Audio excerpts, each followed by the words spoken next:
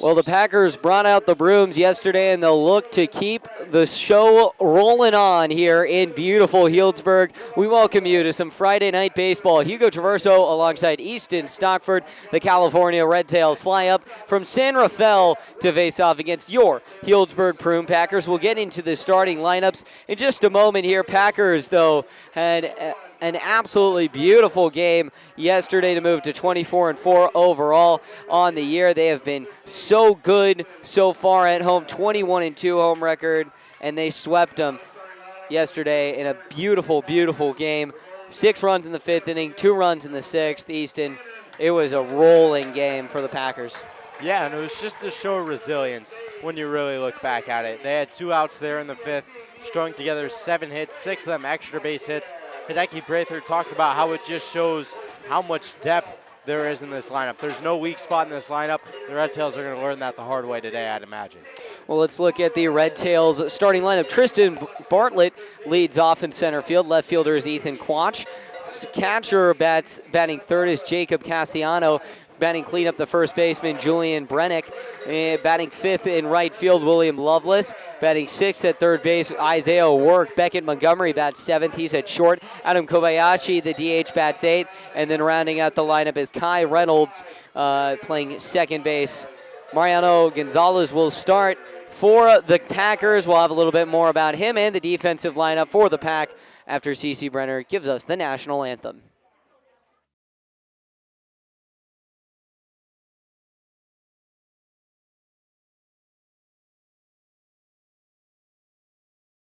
Oh, say, can you see by the dawn's early light what so proudly we hailed at the twilight's last gleaming, whose broad stripes and bright stars through the perilous fight o'er the ramparts we watched were so gallantly streaming, and the rocket's red glare, the bombs bursting in air, gave proof through the night that our flag was still there.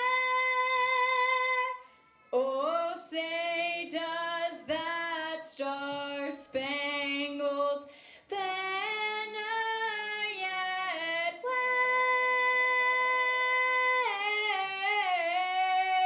wave o'er the land of the free and the home of the brave.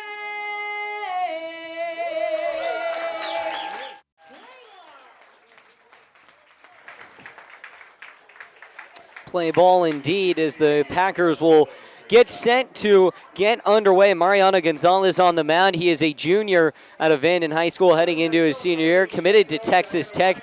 He's got some big velo coming from the southpaw, a lot to contend with. 94-mile-an-hour fastball and a big sweeper. Fun fact about him is he is the nephew of the Petaluma Leghorns coach Spencer Finkbonner. Very high on him, very happy that he's getting the start around the diamond for the Packers. With Gonzalez, the battery mate is going to be Tommy Brown at first, Matthew Austinfort at second, Dane Morrow at third, Matthew's brother Michael, and at shortstop, Brendan Lewis. Left to right in the outfield, Will Van Wee, Cannon Golden, and Zane Kelly. So a lot of excitement in this lineup, a lot of changes too, Easton, and we're going to see really how these guys contend heading into a tough and critical weekend series against the Solano Mudcats. Yeah, and you look at who's not in the lineup. Guys like Jake McCoy, Hideki Prather, who almost hit for the cycle last night. Rex Watson, who leads the team in batting average, not in the lineup as well. Still kind of an opportunity for guys to prove themselves. You look at Brendan Lewis, who's over at short today. He's normally been a second base, third base guy all year. Definitely some guys getting some different looks today, and we'll see how everyone fares. And now Gonzalez on there. He had a 7.64 ERA for Vanden last year. It hit around a little bit, but he's definitely looking to bounce back here over the summer. And he's projectable. Big left-hander with a lot of velo, someone that Texas Tech is really excited about. And now we're going to see Tristan Bartlett come to the plate. Bartlett is out of Elk Grove High School, just wrapped up senior year. He's headed to Fresno Pacific University. Typical center fielder, very speedy. Nice combo of contact and power. Got to see him earlier this year. Here's the first offering. It is a fastball at the outside part of the plate. 1-0.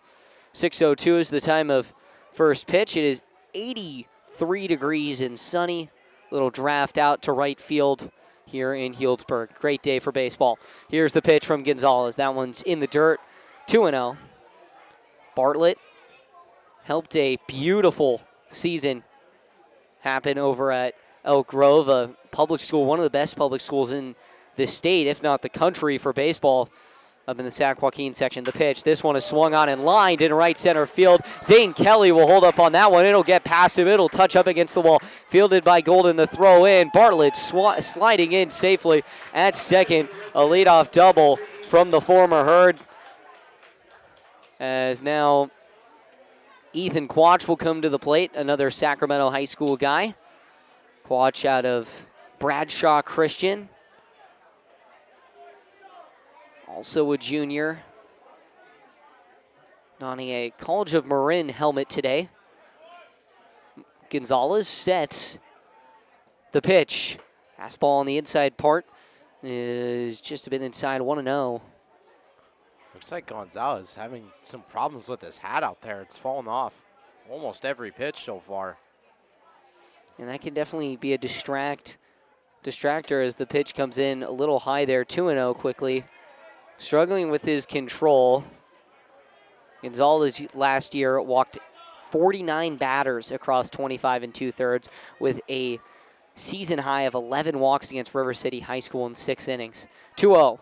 This one's in the dirt, kicks up, almost got Quach. It'll roll all the way back to the backstop, and over to third is Bartlett.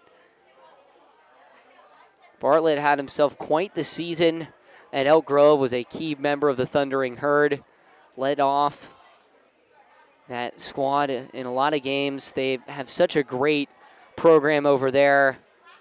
Sent a lot of players Division I, especially to the University of California at Davis. A lot of UC Davis guys out of Elk Grove. The 3-0 on the way. That one's right down Main Street. 3-1 now. Quach recently touched 90 miles an hour on his fastball, something he was really excited about last year when he played summer ball, got up to 80. So this year, jumping to 90, 10 miles an hour over a year is huge. 3-1, swing and a miss. Strike two. Quach anchored a great pitching rotation for Bradshaw Christian. Last year, they included David Weiser, a Stanford commit.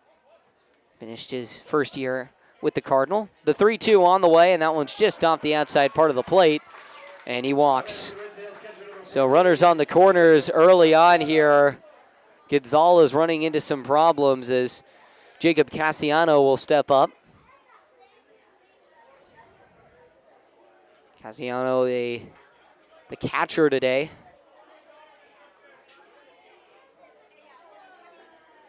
Gonzalez, lefty on lefty. Here's the pitch. It's a breaking ball in the dirt on the outside part of the plate. 1-0.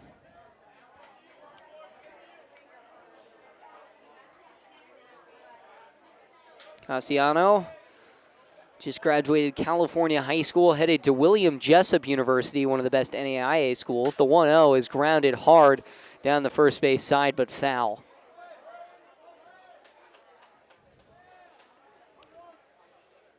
Also plays a little bit of outfield.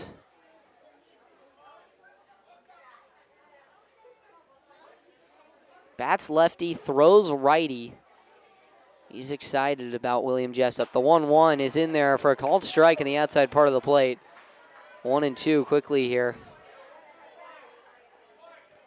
Cassiano committed just about a year ago. Stands 5'9", 180 pounds. A great arm. The 1-2 on the way, and it's a fastball way outside. 2-2. And again, Gonzalez running into some trouble with his hat.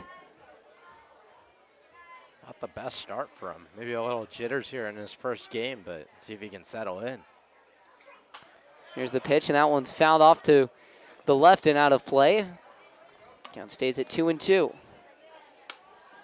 Gonzalez in that River City game, he had 11 strikeouts in that game. I misread the statistic. 6 walks in that game, 8 walks against Pittsburgh. The 2-2 is in the dirt and outside, 3-2. 8 walks against Pittsburgh, 8 walks against Christian Brothers, 11 strikeouts against Dixon, 11 strikeouts against River City, but only had 1 outing where he walked just 1 batter, and that was against Rio Americano. The pitch swung on and fouled straight back. Count remains 3-2. Julian Brennick waits on deck.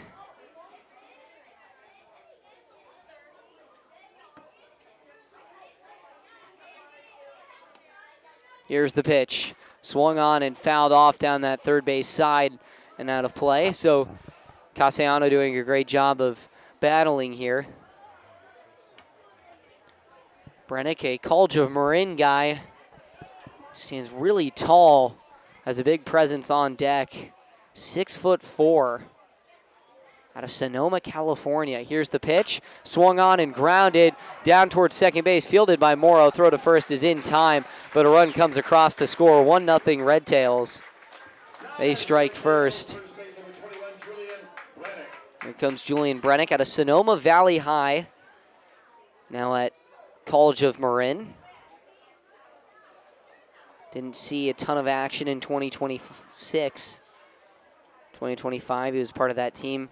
Included Dante Cayati, who ended up going to Cal Poly. Here's the pitch.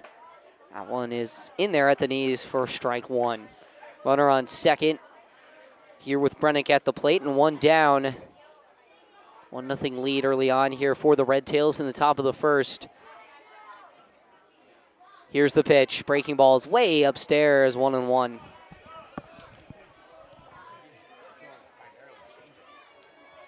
Sonoma Valley, they brought home an NCS championship this year. 1-1 with 1 down. Here's the pitch. Swung on and fouled straight back into the screen.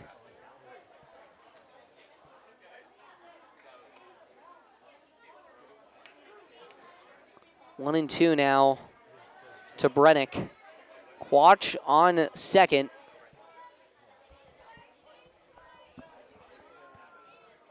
1-2 with 1 down. Deep breath, here's the pitch. That one's way upstairs from Gonzalez, 2-2.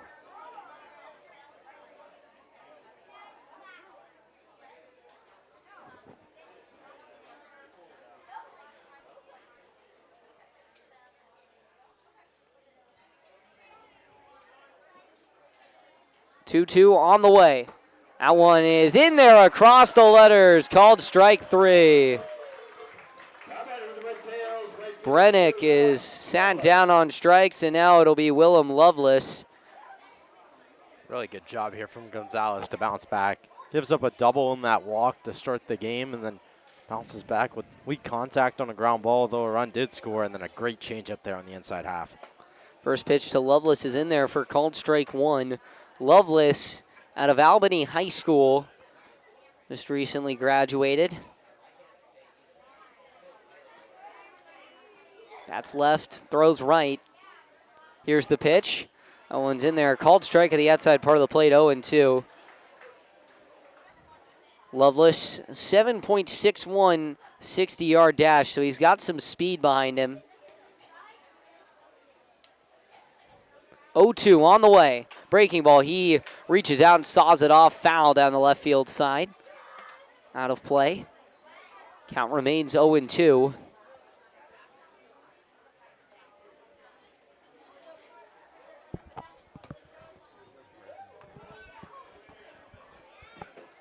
Good pitch, and this one's grounded hard to second. Great play by Dane Morrow. Throw to first is there, and the side is retired.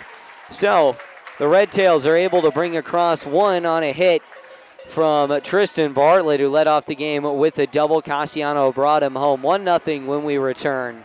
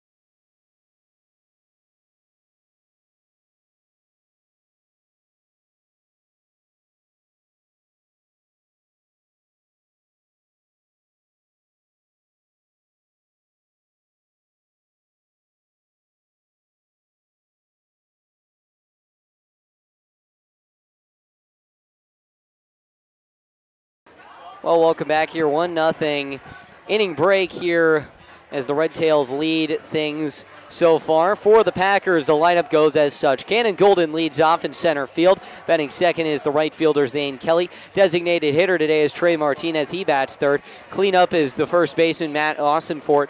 At second, batting fifth, Dane Morrow. In left field, batting sixth, Will Van Wee. Seventh is the catcher, Tommy Brown. Eighth, shortstop, Brendan Lewis. And rounding out the order, batting ninth, the third baseman, Michael Austinfort. The starting pitcher on the day here for the Red Tails is Kingston Salinas. Salinas is out of Doherty Valley High School. Pitch to the tune of a 4.86 ERA, 1-2 across 9 appearances. 31 2/3 innings pitched, 37 hits, 25 runs, 22 earned, 23 walks, 39 strikeouts. Golden leads things off, left-handed hitter. Has some power, but definitely has that speed that the Packers are going to need to respond to a 1-0 early deficit here in Healdsburg.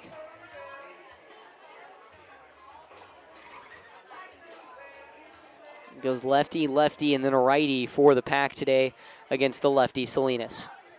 He sets, kicks, and delivers. And this one is a high fastball swung on and fouled straight back by Golden. 0-1 quickly here.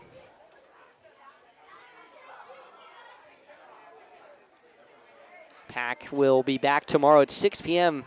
for a game against the Solano Mudcats jersey auction. So come on down to the ballpark and bid on some authentic game-worn jerseys.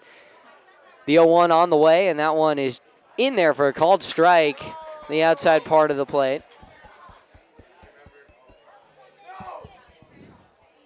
Oh, 0-2 now.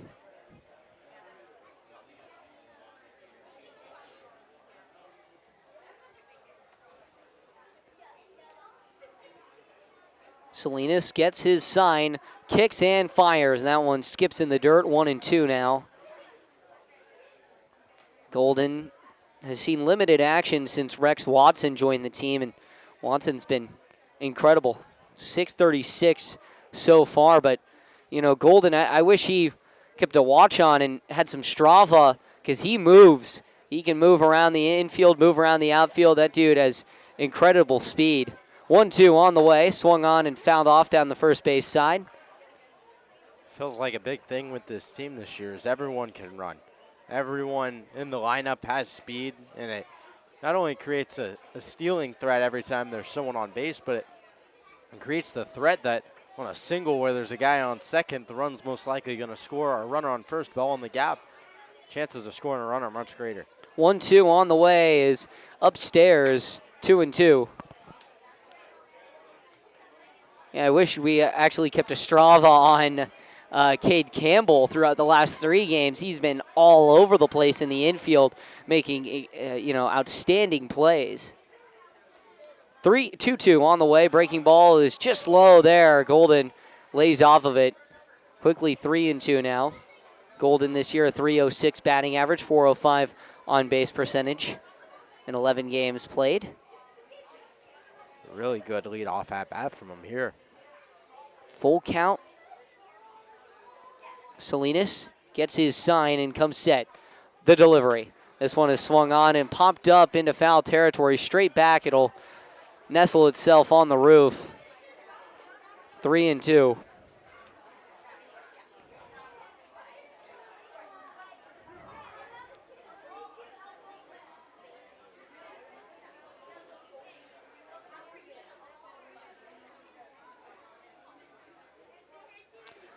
Salinas sets up the pitch. Breaking ball is in there on the outside part of the plate and freezes Golden. Strike 3. He's sent back to the dugout with only regrets to think about as Zane Kelly will come to the plate.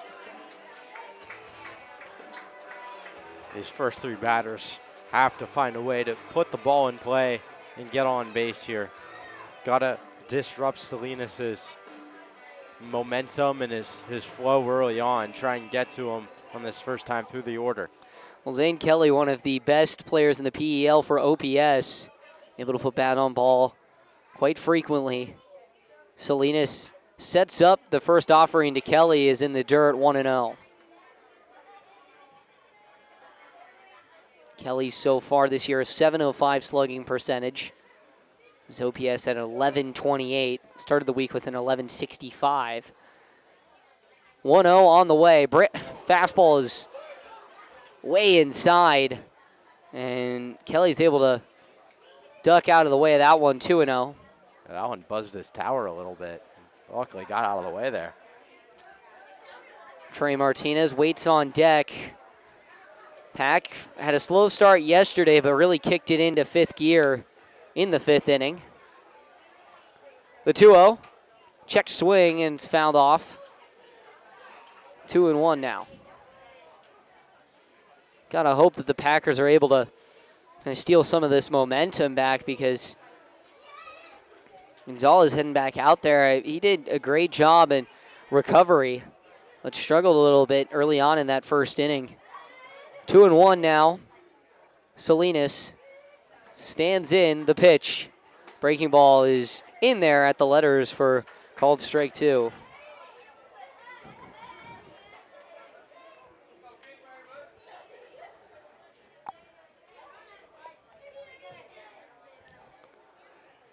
Two now to Kelly.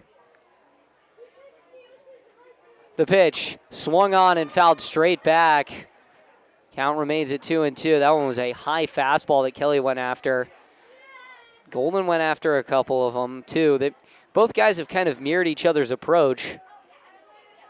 Just hope Kelly, he's, as you mentioned, buzzed his tower. He's got light tower power. We'll see what he can do here. But I could see one out. 2-2. Fastball's way inside. It's close to the kneecaps. 3-2. Back-to-back really good at bats here to start it off, but got to find a way to reward yourself here. 2-2. Swing and a miss. Digs in the dirt for that one and comes up empty. Back-to-back strikeouts for Kingston Salinas. Salinas is just dominating these Packers like a bull rider controlling a bull at the Salinas Rodeo. I feel like that one would hit harder for me if I knew what that was. Well, Salinas has one of the biggest rodeos in California, out near San Jose. 2 down here. Salinas steps off, takes some time. Got Salinas, Folsom. Trying to think of a few others. Fresno, I think. Bakersfield has a good one. I'm sure someone appreciated it, but I'm just not going to be that guy for you today. That's okay. The pitch. That one skips in the dirt, 1-0. Didn't they do a rodeo inside of Chase Field in Arizona? Yeah, Hondo Fest. It's a concert rodeo, super awesome event. A lot of people love to go out there. We go out there for baseball games. Hondo Fest is an awesome event as well. Yeah, definitely want to make it down there for that. I'm a bit of a rodeo fan myself. 2 down, the pitch. This one is grounded hard to short. Picked up there by Montgomery. Throw to first is in there. 3 up, 3 down. Go the Pack. in the first. Kingston Salinas in control. We'll be right back with the second inning.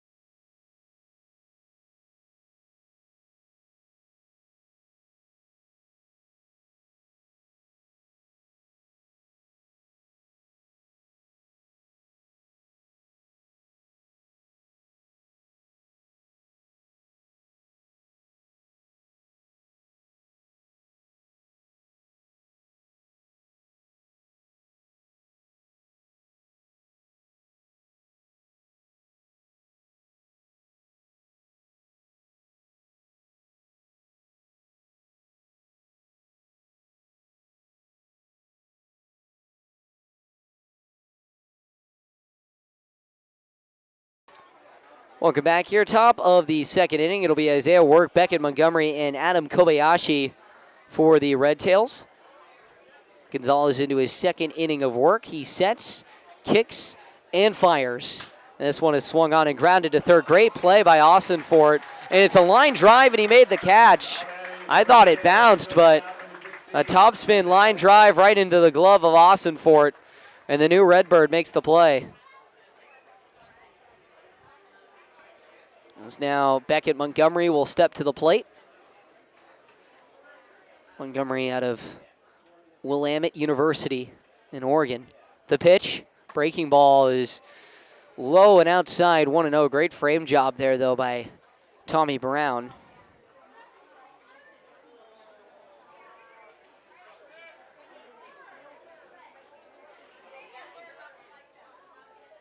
On the way to Montgomery, and that one is in the dirt, 2-0.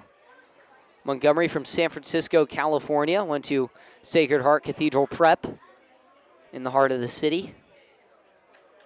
Beautiful school, very good at football. They play in Kezar Stadium.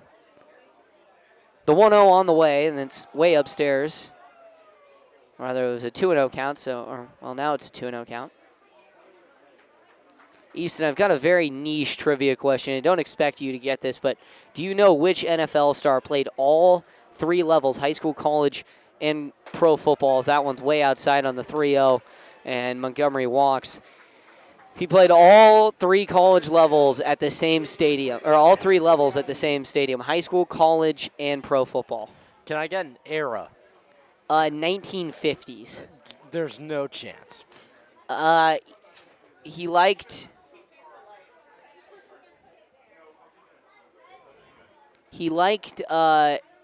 raw meat. Here's the pitch. That one skips in the dirt. Montgomery will stay at first. Great job by Tommy Brown to hold up there.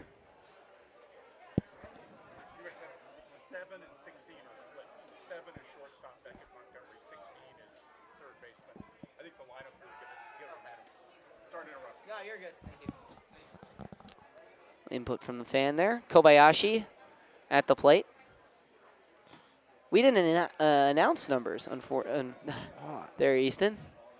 I think probably on the website. Here's the pitch. That one's in the dirt. I was going to say, on my sheet, I have down exactly what he told us was right. Exactly. So, yeah. Same here. Yeah, I don't know. Question of the day, though, yeah. Do you know his last name starts with Saint? 0-1.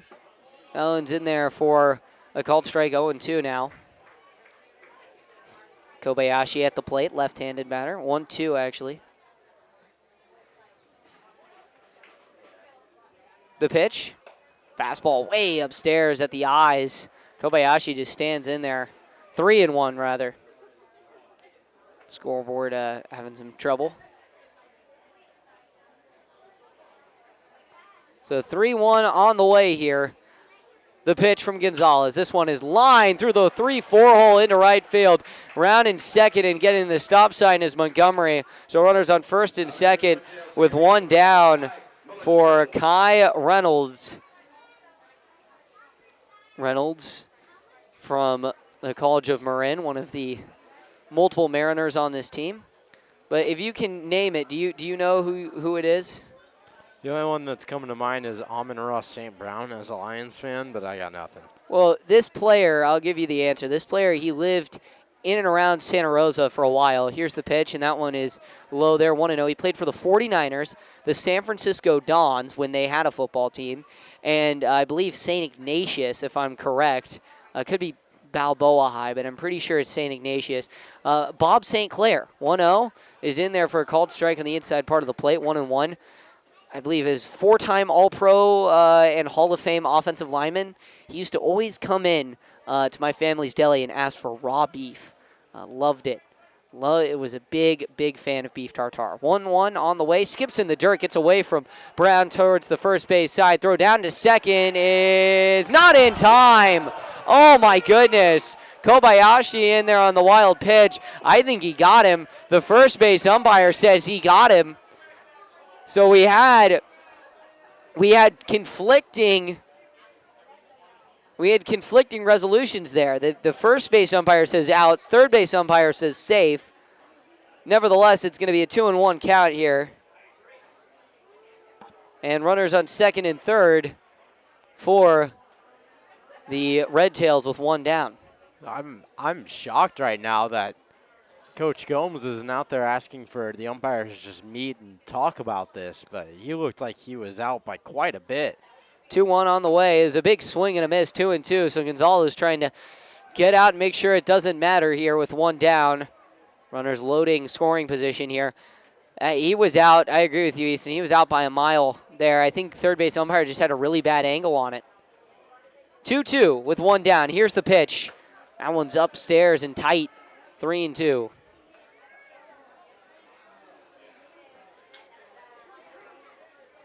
So payoff pitch coming to Reynolds here. Gonzalez has struggled early on. Here's the pitch. That one's high and outside, and he'll walk. So I think Coach Gomes going to head out to the mound, and that might be the day for Gonzalez. We're going to have a full mound visit. Everyone's coming in. I think that might be the day.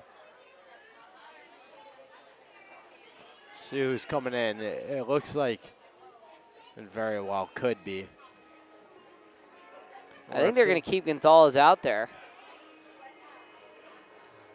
Coach Shoup out there talking to Chris Carter, getting someone up. I don't know if anyone's ready, though. Gonzalez did say to us before the game that he was supposed to go 2 innings, so you would think that there is someone up in the pen right now.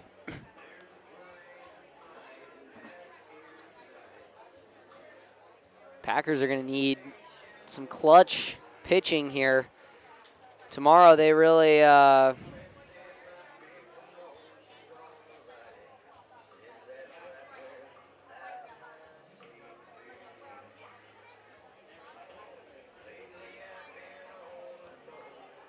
and yeah, so Coach Gomes going to retreat back to the dugout, and Gonzalez will stay out there. Now to face the top of the order with Tristan Bartlett, who has a chance of extending this lead with the bases loaded and only one down here in the top of the second. Here's the pitch. Breaking ball. It's way outside there. Brown is able to retrieve it. 1-0. Bartlett, rather, he's been stellar throughout his high school years. The 1-0, and that one's in the dirt. 2-0. And also just a great person in general.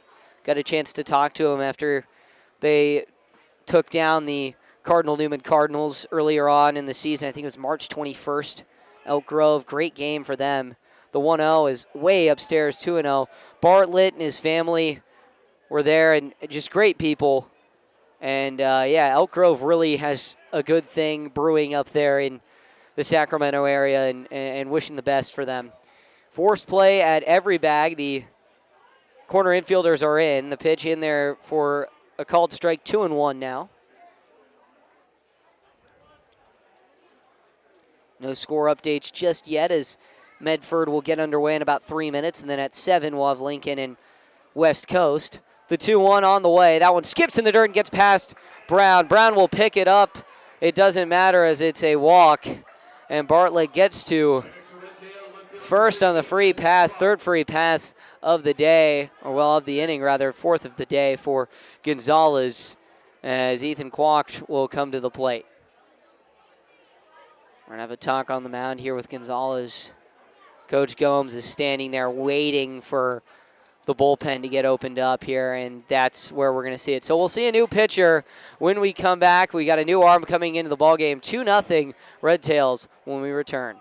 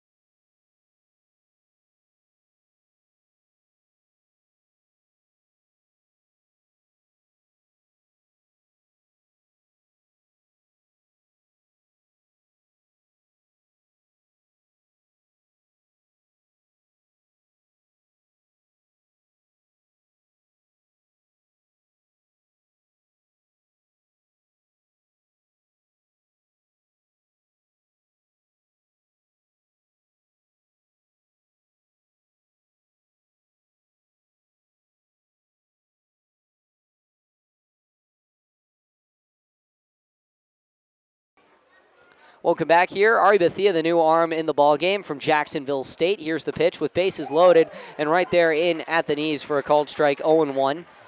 Julian was mentioning on our post-game show yesterday that really all the Packers need to do is just hit the zone, and they'll get by. And they did that a lot during the Humboldt series. We'll see if they can continue that here. The 0-1 is high and outside, 1-1.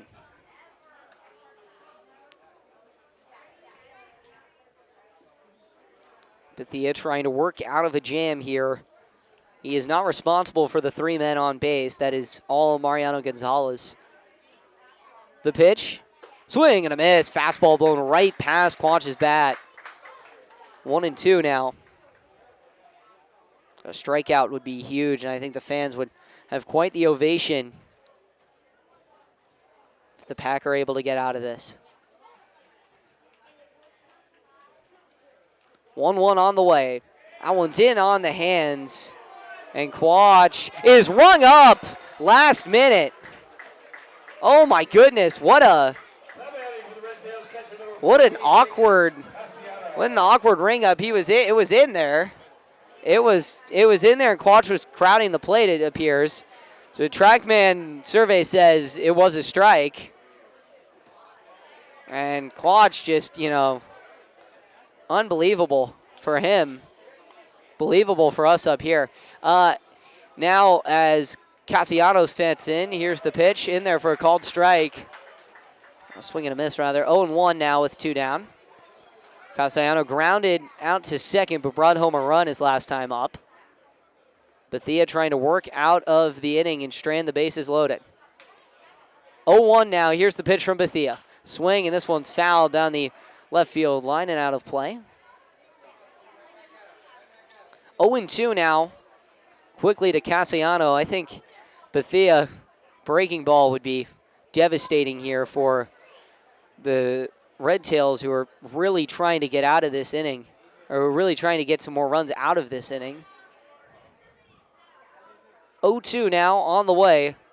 Bethia kicks and fires. Breaking ball swung on and fouled off the foot. Cassiano will get a chance to go again. Really good job here by R.A. Bethia to just come in and do a job. Had to get out of this jam. He's up 0-2 here, and he's 1 pitch away from stranding 3 and doing exactly what Coach Combs brought him in to do.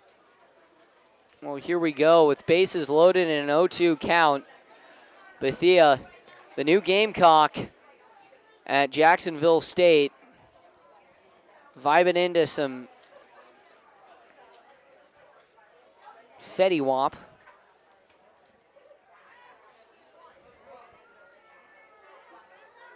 Oh, 2 down. Bethia sets, kicks and delivers. Check swing on the outside part of the plate. And it's called a ball, 1-2, just a bit outside there.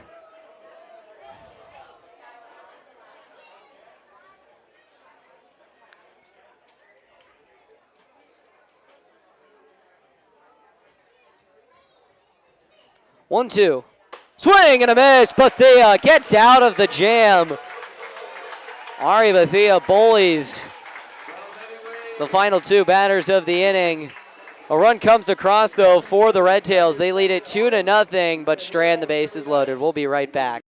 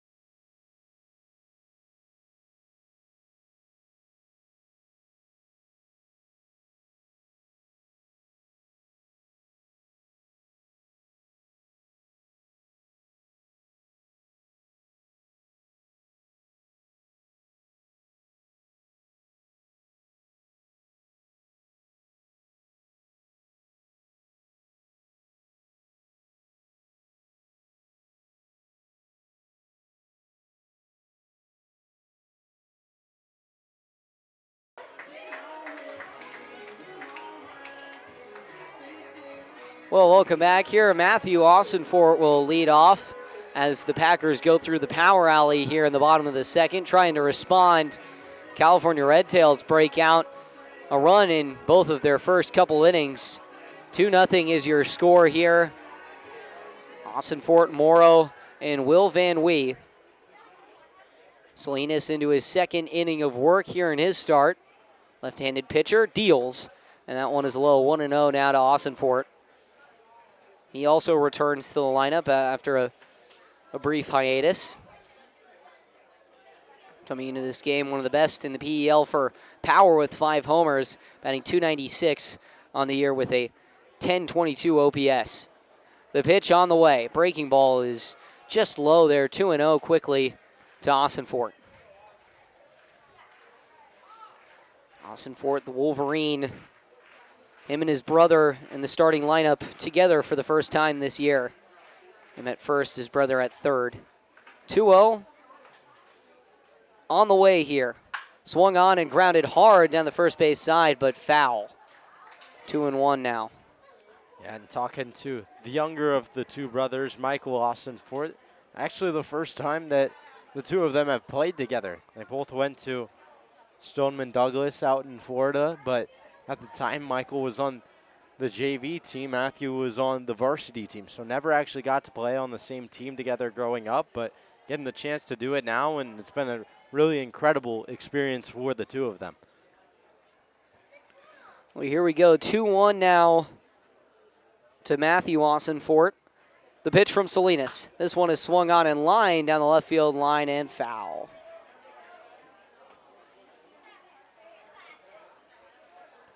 He's got a beat on it for sure. Putting some good cuts there, just can't quite find it. Pulling the ball in the air though, that wind's blowing out to right. Definitely what you want to see from the power lefty. Salinas sets here, the 2-2. That one is in there on the outside part of the plate. Falls in, called strike 3. So 3 strikeouts in the first 4 batters faced for Salinas. Absolutely dealing. As now Dane Morrow will come to the plate.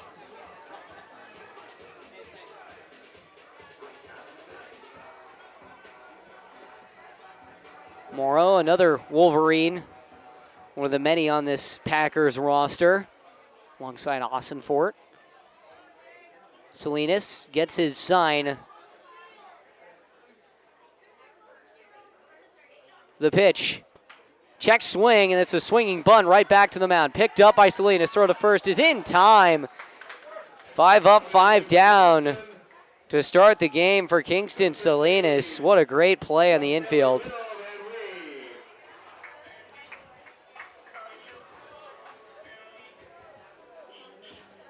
Now here comes Will Van Wee. I feel like looking at this lineup, these next 3 hitters are going to be the ones who thrive today against Salinas. Van Wee, Brown, Lewis, all big right-handed bats. That righty-lefty matchup is favorable. First offering is just off the outside part of the plate, 1-0. I don't know what it is. Something about this bottom of the lineup just looks really appetizing today for the Packers and the way it's constructed. It's powerful, it's speedy, it's got good contact. I mean, Brown's been on a roll. Lewis, you know how he is when he gets hot. He'll go for the cycle, and Michael Austin Fort has a lot of power. Here's the pitch. That one is in there at the knees. Called strike 1, 1-1 now. It almost feels like a second top of the lineup. Van Wee, speedy right-hander leading things off, and then Brown in the 2 slot, Lewis in the 3, and Austin Fort could be your cleanup guy. It's like there's 2 tops of the lineup today. 1-1 on the way, and that one's outside, 2-1. That would mean both the Austin Forts are batting cleanup as well. Yeah, not bad cleanup spots for either of them, and should be mentioned the Packers do have a lot of their runs over the past 4 games in 2-out situations. 2-1 now as Salinas sets up here. The pitch on the way. Check swing, skips in the dirt, and home plate umpire says he went 2-2. So Van Wee will look to try and get his way out of it. Tommy Brown on deck. 2-0 ball game here with 2 down and a 2-2 count. Packers still searching for their first hit Salinas delivers, and this one's grounded right up the middle. Great play at short from Montgomery. Throw to first is under the glove of the first baseman, Brennick, and back to the screen. Into first there is Van Wee, and the Pack have life. See what this is ruled here. Would have been close either way. Back up the middle was a great effort there from Montgomery. He had a glove to that even.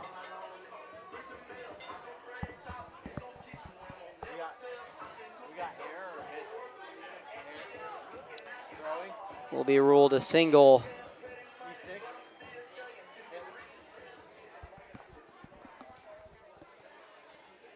Now here comes Tommy Brown. Runner on first here for the new Gaucho UCSB. Here's the pitch. Breaking ball is in there for a called strike at the top of the zone. 0-1. That one ruled a hit there on the infield for Van Wee. Yeah, Brown's going from one extremely hot place to one extremely beautiful place. 0-1. Fastball swung on and fouled straight back. There's a lot of beauty in the desert in Arizona. You're saying Arizona's not beautiful?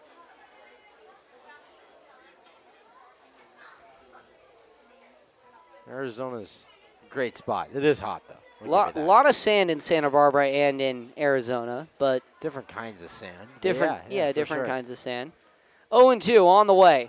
Swing, and he lines this one the other way. Falling, it drops in for a base hit. It's off the glove of Lovelace. Here comes Van Wee around third. He is in there to score, and into second with a double is Tommy Brown. The Pack are on the board, 2-1. We'll see how they officially score this here.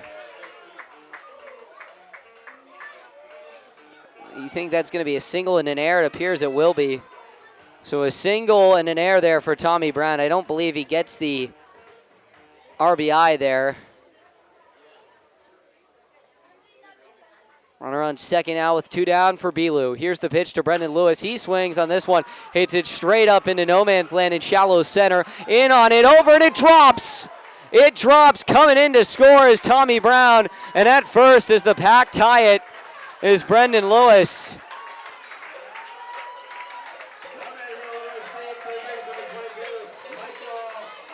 So that's going to be a single and an RBI for Brendan Lewis. It's just a tough one there for the Red Tails. Just looped that one into the perfect spot. It wasn't hit hard at all. And a really, really tough play. Good break for the Pack there. Tommy Brown's going to get an RBI on that single. So now it's the bottom of the order with Michael Austinfort. Here's the pitch, and he lines this one into right field. There goes Lewis. He's rounding second, digging for third. The throw in is going to be cut off. Runners on the corners with 2 down, and the Packers continue to rally here. Tied ball game. And now here comes Cannon Golden. Golden struck out in the first, and now the Packers seem to have, they've done it, Easton. Like you said, they've hacked Salinas with the bottom of the order, and with 2 outs, no less. It was the similar story to yesterday, where Brendan Lewis got things started at the bottom of the lineup, and then with 2 outs, they went 7 straight 2-out hits. The 2-out rallies have been coming in bunches. This one's grounded back to first. Should be an easy play for Brennick. He makes the play onto first, and the side is retired. But the Pack are able to bring across 2 on 4 consecutive singles. They strand 2. We'll be right back with the 3rd inning as the Pack look to hold the lead, or the tie, rather.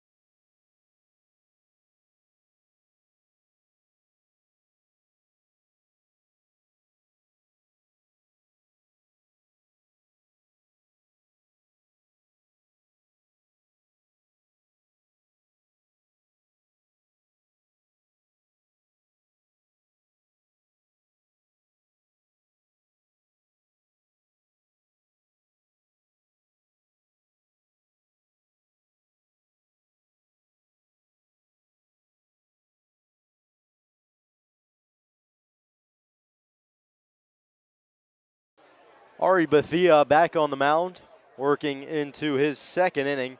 Went 0.2 in the second after coming into relief for Mariano Gonzalez and was able to strand the bases loaded. So he'll face the 4-5-6 hitters. First pitch, that one skied into left field. Back on it is Van Wee hustling as well, and that one is off the wall. Picked up by Golden in center. It looks like the home plate umpires, they're calling it a home run. So that one leaves the yard. It's Julian Brennick. And just like that, the Red Tails have taken the lead yet again. I can only imagine that was a home run because it was off the scoreboard, I think. It was tough to see from here. I think it was off the football scoreboard. If I had to look at it, I think it's a home run, but I don't know. Coach Gomes seems to not want to contest it. Van Wee and Golden both had a long run out there to the deepest part of the park. Brennick certainly gave that one a good ride and was rewarded for it. One run in every inning so far for the Red Tails now. Thea fires home. That one slashed foul. And Easton, this is kind of how it started last year when the Packers played the Red Tails. Red Tails jumped out to an early 3-2 lead, and, you know, Packers really had a huge fourth and fifth inning to, you know, just disrupt that. 0-1 breaking balls inside. Ball and a strike now to Willem Lovelace. Should say the final on that one was 13-3. 1-1 Vandon. Now 1-2. Feels like the Packer offense has done a good job of picking up the pitching. The pitching same with the offense. The 1-2. Check swing appeal from Brown. No, he didn't. Now count level, 2 balls and 2 strikes to the 5-hole hitter.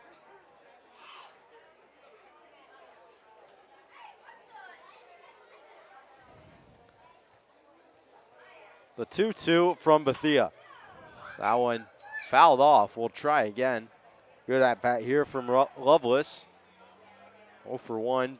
Bounced out to second in his first at bat.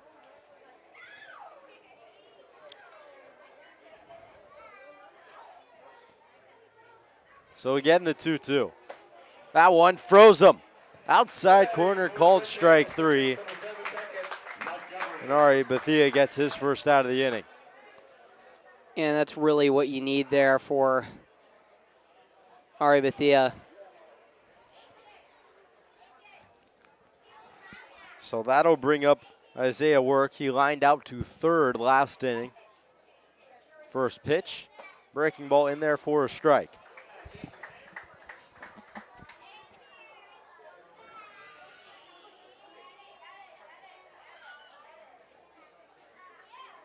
The 0-1. That one chopped over to short. Lewis collects on to first, 2 away. Shortstop number 16, Isaiah Work.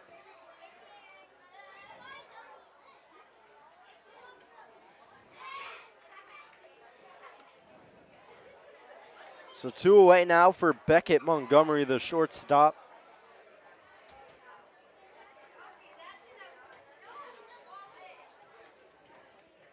Good job from Bethia to bounce back so far. That one smashed into left field. Van Wee racing and diving effort, and he makes the catch. A dazzling play in left from Will Van Wee to retire the side, but the Red Tails do take the lead back. Solo home run from Julian Brennick. Score is 3-2. Packers will look for a response in the bottom of the third.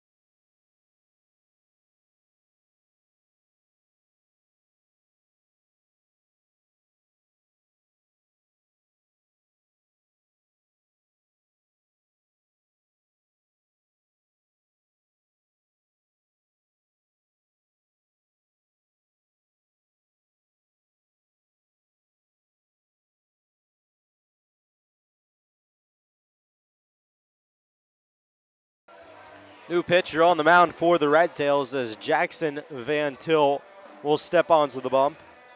Big left-handed arm to face Zane Kelly at the start of the bottom of the third. Yeah, Van Til is a Tamalpais High School prospect and hoping for the best here on the mound. College Marin guy against Zane Kelly.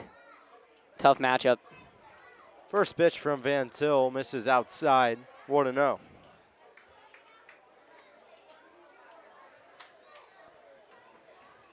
Kelly 0 for 1 with a strikeout. Final line for Kingston Salinas was 2 innings pitched, 4 hits, 2 runs, both earned, 3 strikeouts, no walks. 1-0. That one chopped down the first base side and foul.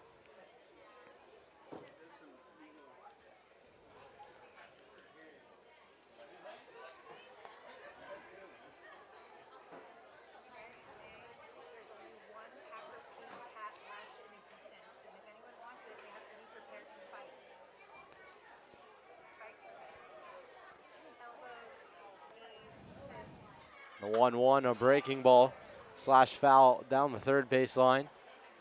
Well, if you might have heard that hot mic there, our owner, Natalie Norman, letting us know that there's only one Packer Pete hat left. So go get to the ballpark if you want to buy one. They're only sold in the ballpark. So if you want a Packer Pete hat, get here now. The 1-2, that one hit the other way, ranging over his quad, but it'll be the shortstop Montgomery to make the catch for the first out. There's actually, she said, one left in existence. Yeah, one left in existence. There's also one in my closet. I'll sell it to you for double. Right here with you. Right here with you. There's one in my car. So if you want one, $80. I bought it for 45. I'm thinking 90. So feel free to comment if you want it for $90. It's also not for sale. First pitch from Van Til to Trey Martinez as in the dirt, 1-0.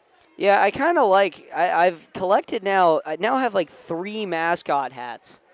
Packer Pete. Do you have a Philly Fanatic one? Philly Fanatic and Otto the Orange. So it's go. been kind of the summer of mascot hat collection for me. A 1-0. Inside corner, called strike, ball and a strike now to Trey Martinez, designated hitter. 0 for 1 on the day.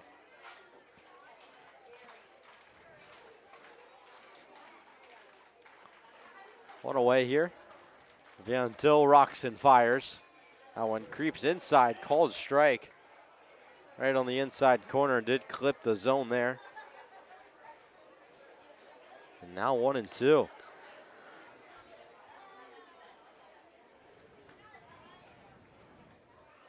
The 1-2 from Van Til. That one lined into center field, racing in his Bartlett as he'll backtrack now as that one had some carry and collect the second out of the inning. Yeah, lefties have definitely struggled in this lineup for the Pack. Martinez there is a righty, but already, you've got Jackson Van Til and Kingston Salinas. Both guys they're both lefties, but you've got Liam Kropp, who's scheduled to go at some point in this game for the Red Tails, and he's a solid guy. We'll see what he can do, but he's a righty, so lefties they're going to have to cash in a little bit later on. 2 away now for Van Til. Austin Ford will step in. Big hack at the first pitch, but he waves at it. 0-1.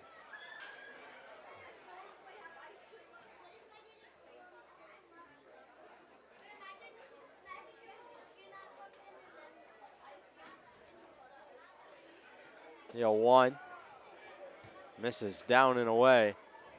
Ball and a strike now.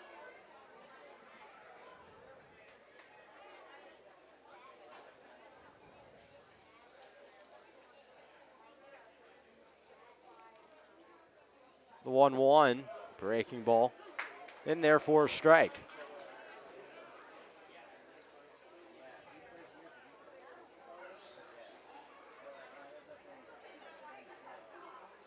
So count now 1-2 for Austin Ford. Van Til trying to get out of it with 2 away. That one misses up top. 2-2 now.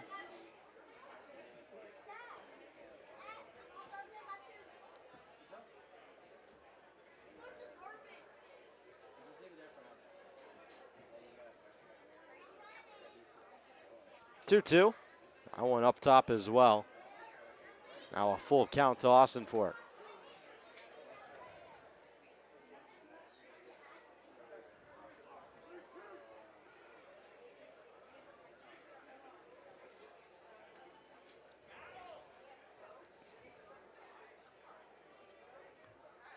Payoff pitch, breaking ball. Oh, thought it was strike 3. Everyone did. They ran off the field. That one called the ball just off the inside corner and a 2-out walk for Matthew Austinfort. Well, now it brings up Dane Morrow and another chance for the Packers just try and keep everything rolling here with Morrow.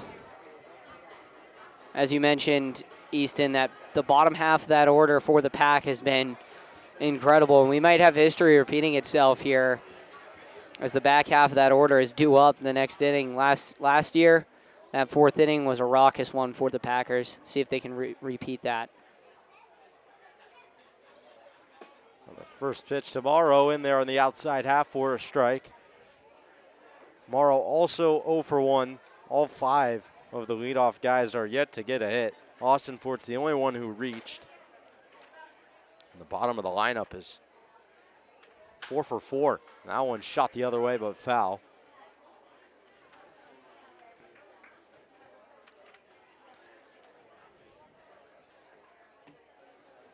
It's now quickly 0-2.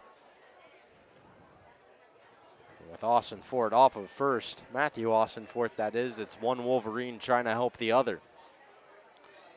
Hey, Easton, looking back at my game notes from last year, history is quite literally repeating itself. Last year, Friday, July 11th. 0-2 fouled away. Sounds familiar. Yeah, this year, Friday, July 10th.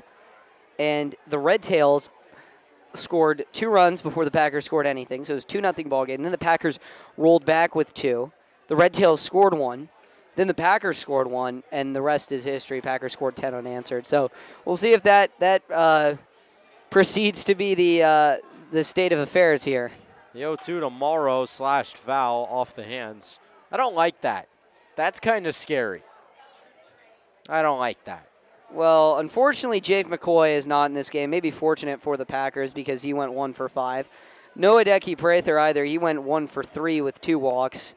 And then the rest of the guys, well, J.C. Osorio-Agard had 2 bombs in that game last year, but not playing today. And Cade Campbell also went 3 for 5, not playing today. So whole new lineup for the Pack.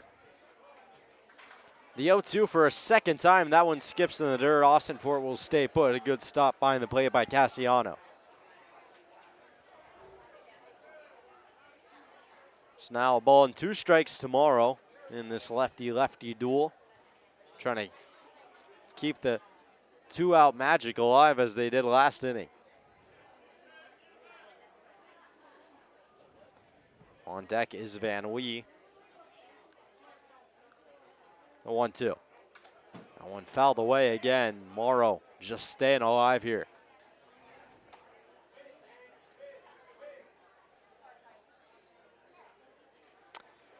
That's insane. The Packers coming into the game last year, guess what the record was? Probably the same as it is now. Well, not the same, but they were 24-2. That's insane. Instead of 24-3. 24-4. 24-4. The 1-2 skips in the dirt. Picked again by Cassiano as he holds Austinfort there. 2-2 with 2 away here. And they had 3 road wins coming into the game. That's insane. That's crazy to me. That's crazy to me.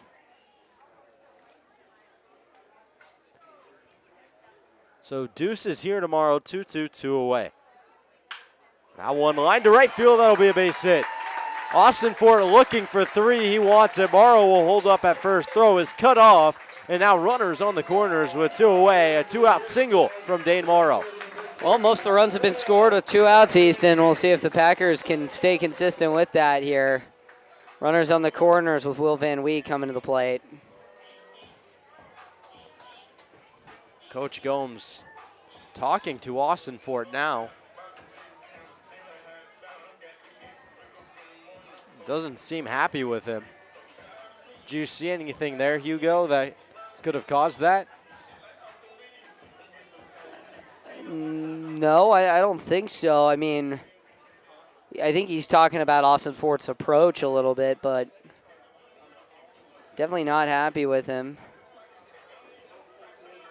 Coach Gomes definitely prides himself on. He wants him. I think he wants him to elevate the ball a little bit more. Swing like he's going to elevate the ball, not swing on top over top of the ball. It didn't seem like something from a base running standpoint, unless maybe he wanted him to try and take second on one of those two balls in the dirt. And Cassiano kept them both close. I'd imagine it goes back to the approach. Will Van Wee now with 2 away. First pitch inside, 1-0. Van Wee singled, came around to score in his first at-bat.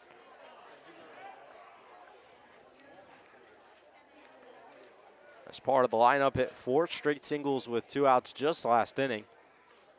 Now have 2 outs for them yet again. 1-0 in there for a strike. Ball in the strike now. Van Wee out of Houston. Played with Caleb Kimball there last year. Kimball no longer with the team. Pump fake over to first there on one pitch outside and high. Kimball no longer with Houston or the Packers. Back home in Texas now, where he will be attending Texas A&M next year. 2-1 to Van Wee. That one skied into straightaway center. Bartlett has a beat on it underneath it, and he will make the catch for the 3rd out of the inning. So the Packers strand 2. They have runners on the corners with 2 away. But Van Wee can't get the job done. Score remains 3-2. We'll hop over to the 4th.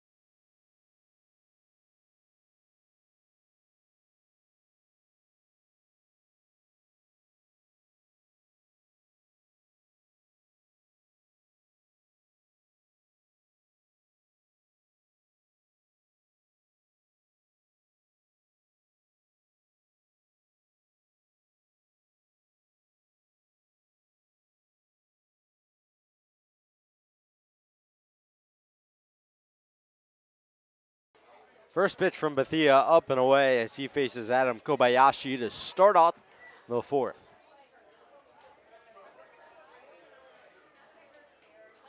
Bethia only allowed 1 hit. And it was a home run last inning to lead off the inning. That one outside 2-0.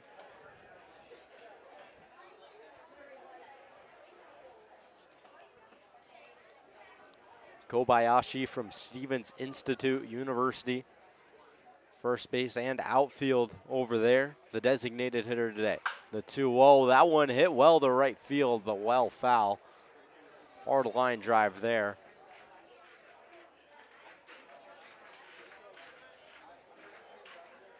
So a hard strike there for Bethia. 2-1 now the count. Kicks and fires. That one fought off as well. 2 balls and 2 strikes to Kobayashi.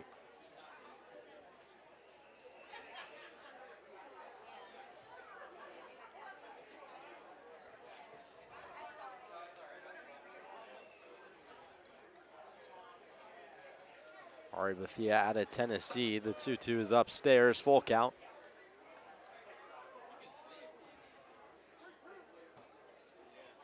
Entered the portal on June 4th. As the payoff pitch hit to the right side, Austin Ford picks it up, flips on to Bethia, who steps on first. One away to start the fourth. A strong start. Packers just need to go 3 up, 3 down through this and just try and lock things in. Get the bats back up. I mean, that back half of the order, like you said, Easton has been great. So see what they can do. Bethia commits to Jacksonville State 5 days ago. Recently found his new home. So now he deals home to Kai Reynolds, first pitch strike.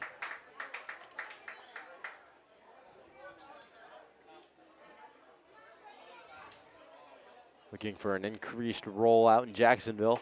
0-1, just high.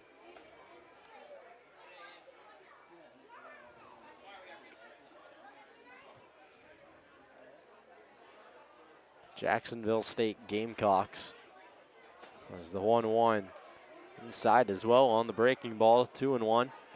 Not to be confused with South Carolina, where Logan Sutter attended school. So second Gamecock to play for the Packers this year. The 2-1 fouled straight back. I believe that one got our camera a little bit. It's battling. I mean, with the gleam of the sun setting here in Healdsburg, it can provide for a less than optimal viewing advantage here, but deal with what you got to deal with. 2 balls, 2 strikes now to Reynolds. One away here, Bethia fires home, slashed foul again. Reynolds staying alive.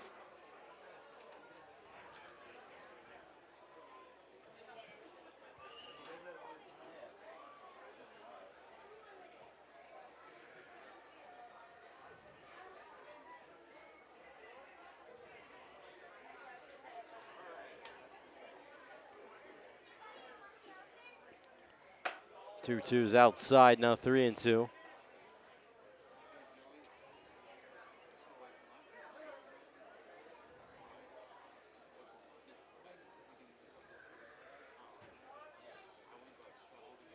Payoff pitch from Bethia, cut on and miss, strike 3. Swing and a miss for the strikeout. Reynolds goes down, 2 up, 2 down for the Gamecock.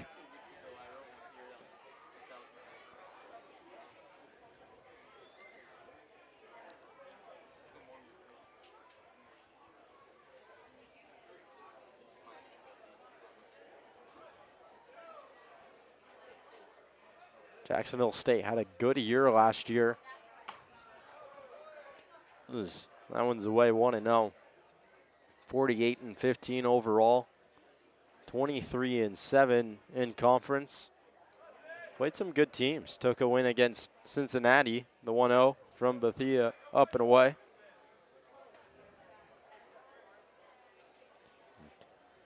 Definitely a solid team who will be excited to have an arm of Bethia's caliber on its roster. A close game against Alabama as well. The 2-0 downstairs, now 3-0. Top of the lineup here, Tristan Bartlett. And a huge hitter's count here.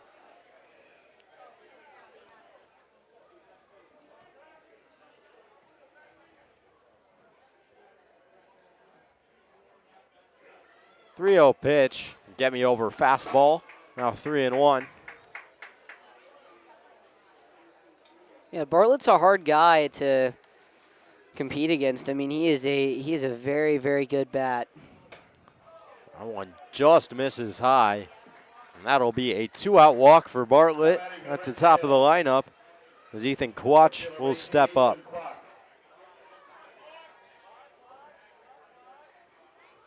Quach 0 for 1 with a strikeout and a walk. They'll will be joining the Jack State team who won the Conference USA last year. As he checks over to first where Bartlett occupies. Now comes home. That one just below the knees, 1-0. In the world of NIL, I don't doubt that Jacksonville State is going to emerge as one of these very kind of niche schools that becomes a somewhat of group of 6 powerhouse. I mean, you know, they just moved over from FCS for football, and they've already won a Conference USA championship. Runner goes, throw down from Brown on the money, but it can't be handled that second by Dane Morrow. So it'll be a stolen base for Tristan Bartlett. Moves into scoring position now, and Quack with an RBI chance. Yeah, I mean, Bethia needs to really just get through Quack here and be able to get those bats back up here in the bottom of the 4th. 2-0 the count. The righty kicks, fires that one up and away, and again 3-0. Falling behind in a couple counts here to the top of this lineup.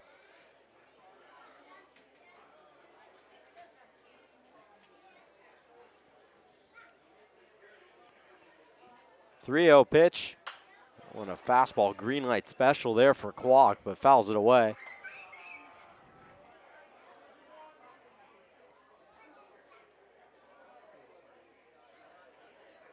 Five walks this game for the Packers in just the 4th inning. 3-1 count. They checks over, comes home. That one a fastball low and away, and make that 6 walks now. Runners on first and second with 2 out as Jacob Cassiano steps in. For the Red Tail, Jacob Cassiano. Back-to-back walks for Bethia. Brennan Lewis will come over from short and have a word with him and try and settle him down. Jaden Ferguson walking out to the bullpen. Don't know if he is eligible to go today, but maybe telling someone to start getting warmed up out there. Oh, I'd say the Pack pitching staff has been kind of blindsided here by this Red Tails team.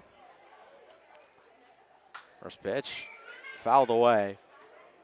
Bethia gets ahead in the count 0-1. Only 3 hits, a single, a double, and a home run. The RBIs have both come from the home run, but then a ground out in the walk. So no hit is driven in a run other than the home run. As that one cut on and missed by Cassiano. 0-2 now for Bethia. So it's not like the Red Tails are stringing together hits. They're just taking advantage of the free 90s the pitching staff has given them. A couple wild pitches as well.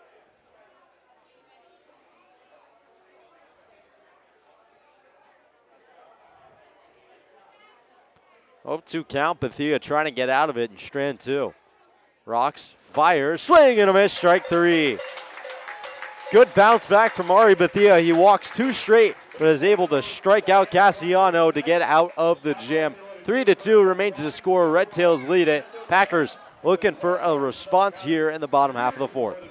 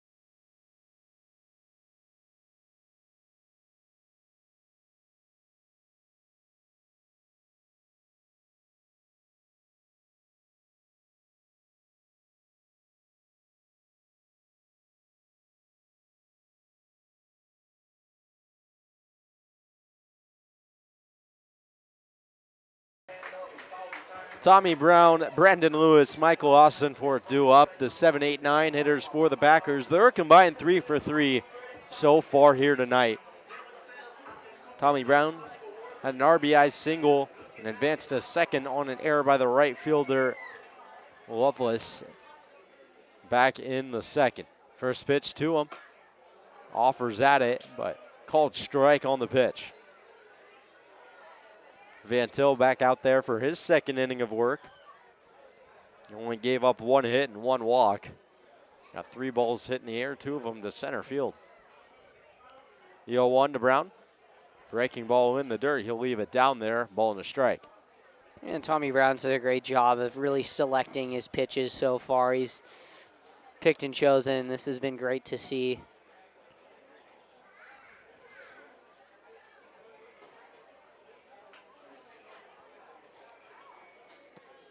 Ball and a strike now to Brown. Van Til fires home. Big swing and a miss there on a pitch on the outside corner, 1-2.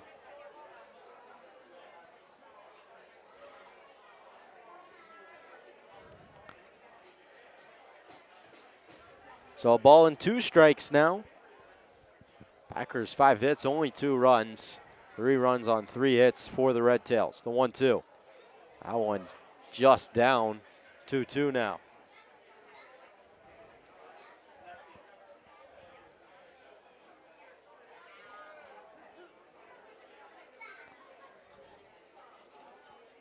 Van Til comes set, fires home the 2-2. That one hit into shallow center field, ranging in is Bartlett, who will make the catch. 1 away.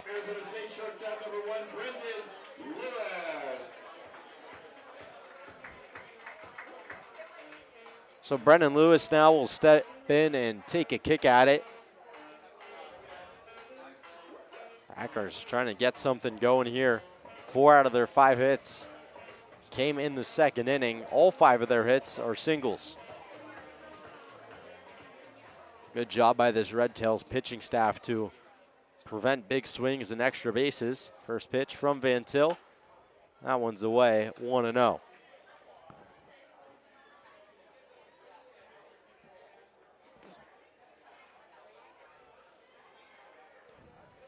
So a 1-0 count now to the righty out of Arizona State. I went inside, almost got him, but he scoots out of the way, 2-0.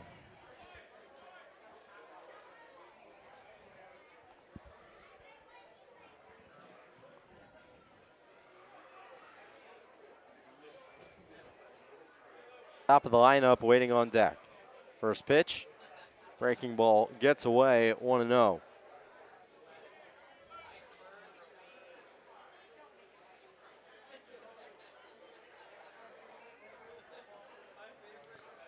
The 1-0 pitch from Van Til. That one inside.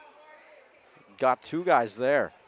Off the back foot of Austinfort, and then Cassiano as well, who's a little shaken up. And that one got him below the belt. Appears to be okay, though. And Austinfort will reach first. So a base runner aboard here with 2 outs again for the Packers. And now the top of the lineup with Cannon Golden.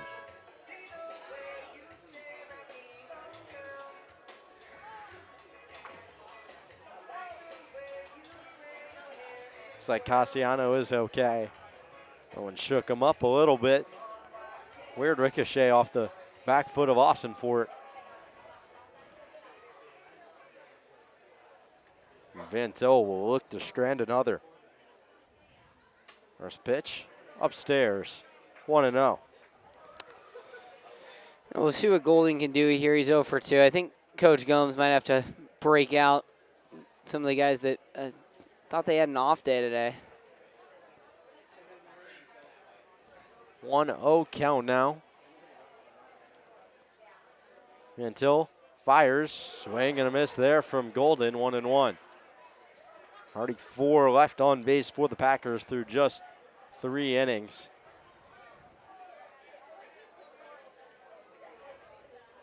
Stranded 2 runners in the second and third. Trying to avoid stranding anyone here in the fourth. Only have 1 on right now with 2 away. The 1-1 to Golden. I want a breaking ball. Breaks outside, 2-1.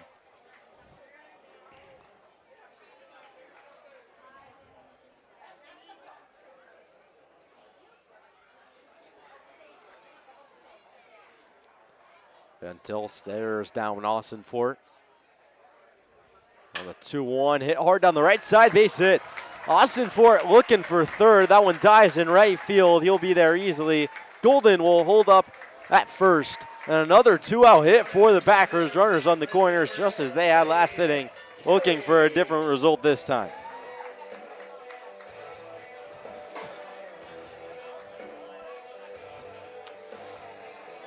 And they've got the right guy for it, Zane Kelly.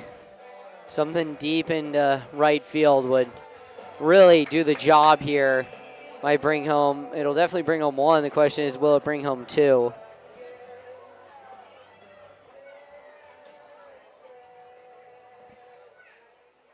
Stranded both runners on the corners. First pitch to Kelly, almost got him. Second time in this game, he's had his tower buzzed as that one's up and in. Austin Ford and Morrow were on the corners with 2 away, and Will Van Wee flew out to center field last inning. The 1-0, swing and a miss there on a pitch in the dirt from Kelly. Ball and a strike now. Ventil has done a great job of getting out of these jams.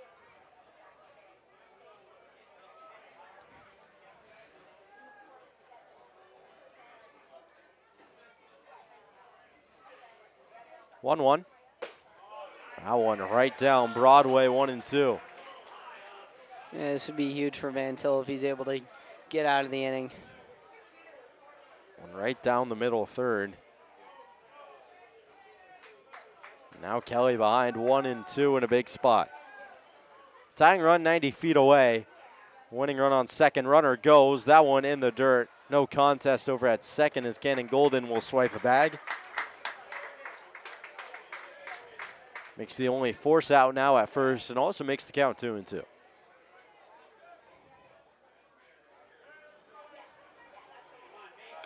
There's one strike here. I'd say Kelly should bunt, but right here he's got to swing away. 2-2 swing and a miss. Great work on the mound from Jackson Van Til. Strands 2 yet again. 6 stranded now for the Packers. They still trail it 3-2. On to the 5th we go.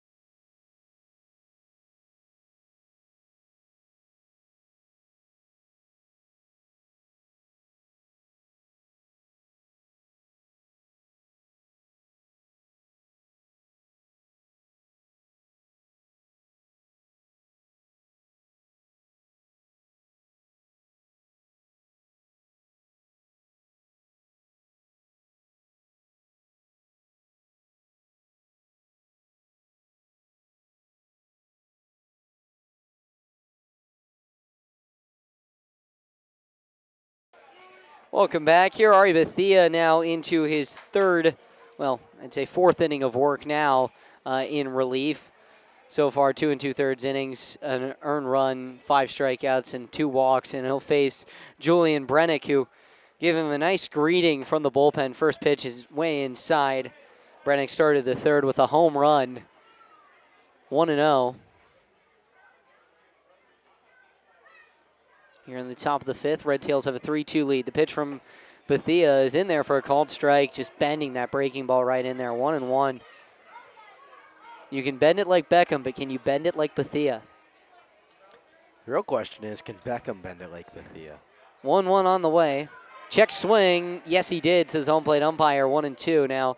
Well, I think you'd have to ask Beckham after he's done filming 15 ads for the World Cup. That's the amount of ads he's in. 15. An Australian news outlet went to basically schedule out a day according to his ads. The 1-2 is lined to second. Picked on the hop by Morrow. He drops to a knee, gets back up, throws to first in time. And Berenik is retired, 1 down. They would track it from, there's one where he wakes up for a mattress commercial. He's at breakfast for one, and they follow him throughout the day up until he's at the pub with Stella Artois to finish out his day. Crazy the amount of ads that man is doing. I know he's the face of American soccer being a British guy, but at the same time, you couldn't get, I don't know, Pulisic? The pitch, that one's high and tight. 1-0 there to the new man at the plate, Willem Lovelace. He's 0 for 2 with a strikeout in the third. A lot of soccer fans a little disgruntled with that. 1-0 is grounded. High hopper over to second. Morrow makes the play to throw to first, and Lovelace is retired. Fourth ball of the day that's been hit Morrow's way. Out there getting a lot of reps. As now Beckett Montgomery will come to the plate. Montgomery 0 for 2 in the game. The pitch. Check swing on the breaking ball. Did he go? Home first base umpire says no.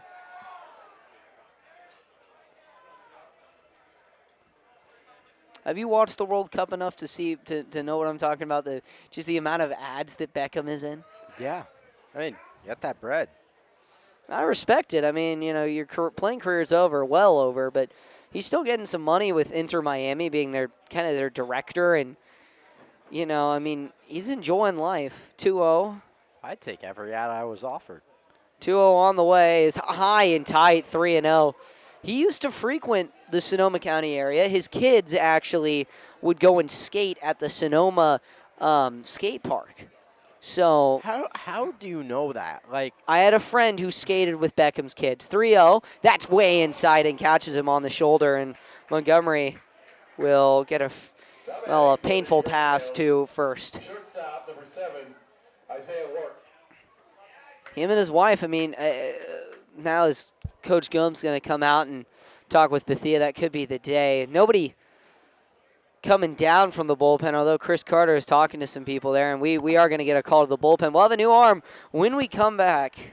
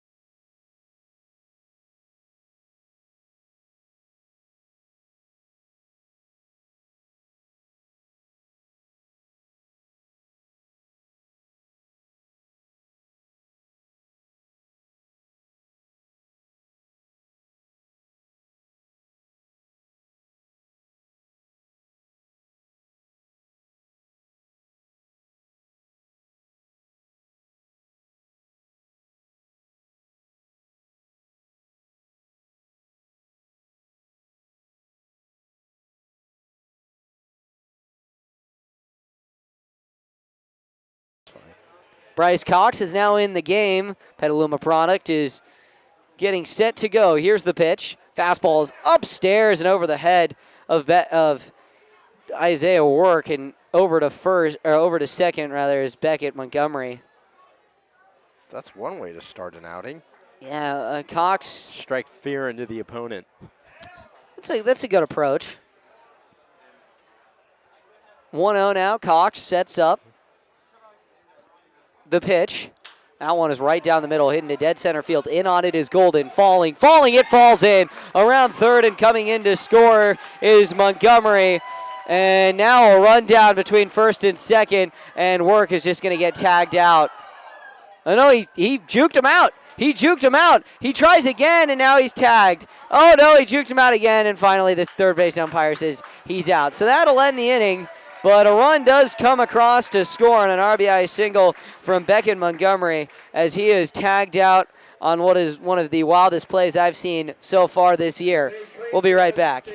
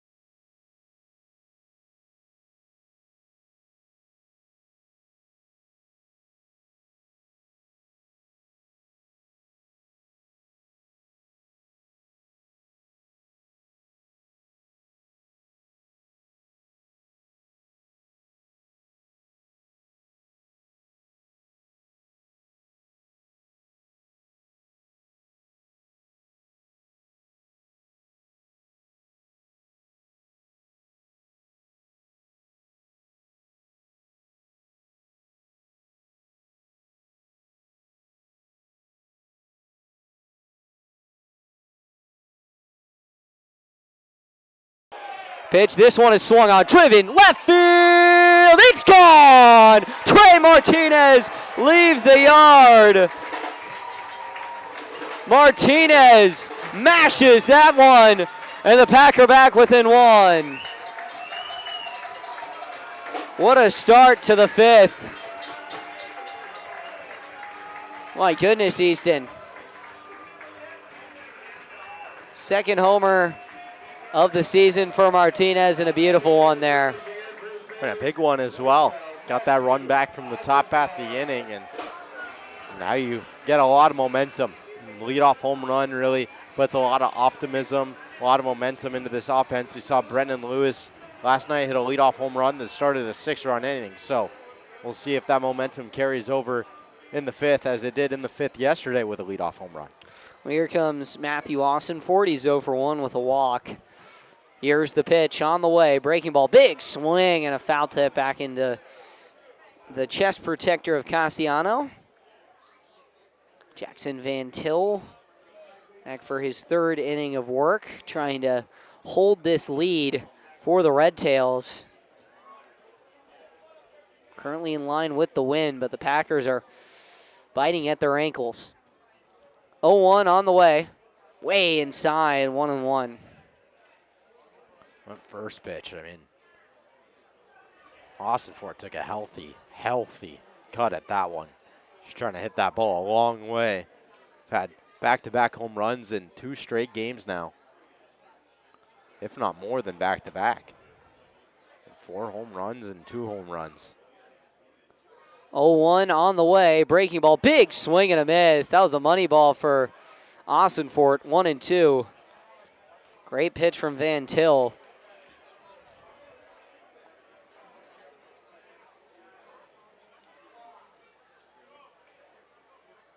One, two now.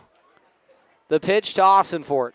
Breaking ball again, and he swings out of his shoes. A sword for Jackson Van Til. What a bounce back. Dane Morrow now will come to the plate. Morrow, lefty. He singled his last time up, 1 for 2 on the day. 4-3 ball game right now. 4 runs, 4 hits, and air for the Red Tails, and 3 runs, 7 hits, no errors for the Packers. Pack have left 6 runners stranded so far. Here's the pitch. Bunt is shown. Morrow lays it down the third base side. Picked up by Van Til. Throw to first is on the money. Oh my goodness, great coverage there as now Will Van Wee will come to the plate. If tonight's anything like last night, the 5th inning started off with a solo home run from Brendan Lewis, and then 2 straight outs, and then back-to-back home runs, and went on for 7 straight 2-out hits, a 6-run inning. All of them except for 1 coming with 2 outs. So we've had a little bit of deja vu so far tonight with the score and how this game's unfolded, and maybe some more in the 5th here. Oh, maybe, just maybe. Here's the pitch to Will Van Wee, and this one's grounded right side, picked up by the second baseman. Reynolds. Throw to first is there, and the side is retired. So the Pack are able to get a run across with the leadoff homer from Trey Martinez, but not much to do outside of that. 4-3 when we return.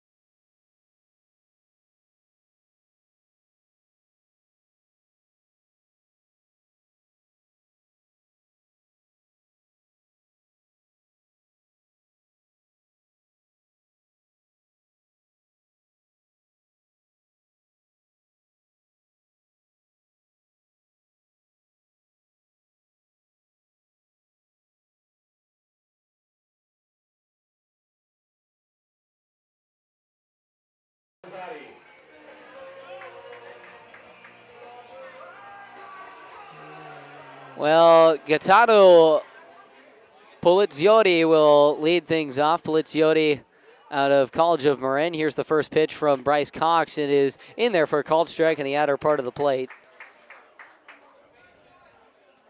He comes in to pinch hit for DH Adam Kobayashi. Gaetano Poliziotti. Poliziotti at the plate, waits, then it's upstairs 1-1 now.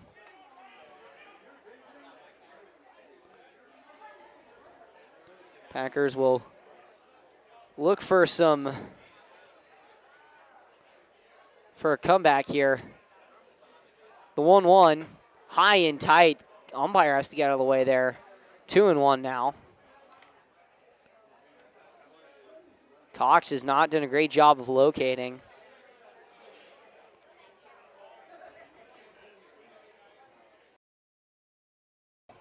The 1-1 swung on and fouled straight back.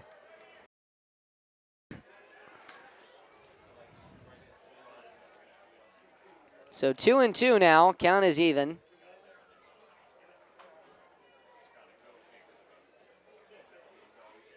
Cox gets his signs. Strides and fires, and this one swung on and hit into dead center field, falling in. It'll fall in there. Picked up by Zane Kelly and fired back in. So a leadoff single there for Poliziotti, and he is on base to start it. And here comes Kai Reynolds to the plate.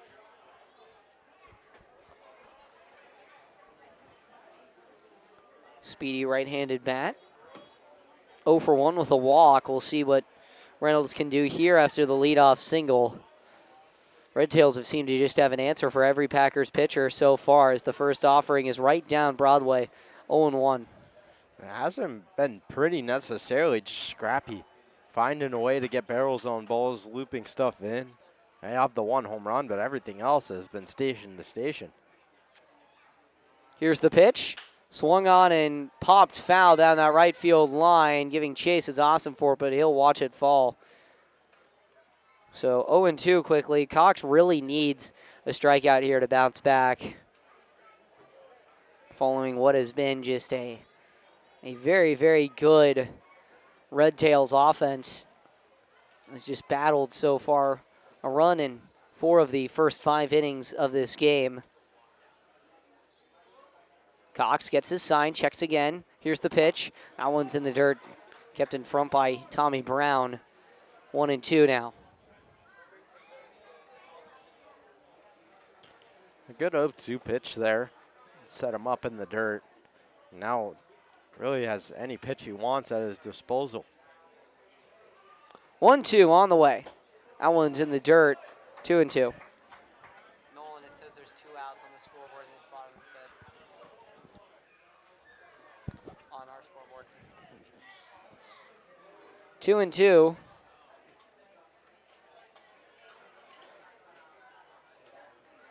The pitch. Check swing. Did he go? No, he did not, says first base umpire. So 3-2. It's a big pitch here for Cox. I mean, he was at 0-2 in this count. You got to find a way to get this guy out. Well, Bryce Cox now stares down Brown. Here's the pitch. Swing, and this one's sawed off to the right. Foul ball. Still 3-2.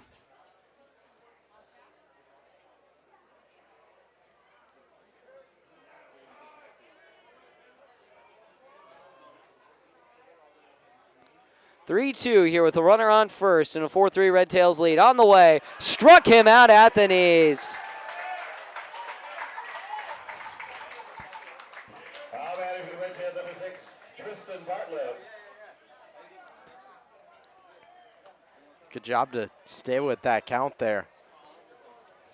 Threw 3 straight balls, but just resilient. Gets the guy out. Now you got one away. Get something on the ground, you can get out of the inning. Here's the pitch. Outside there from Bartlett, 1-0.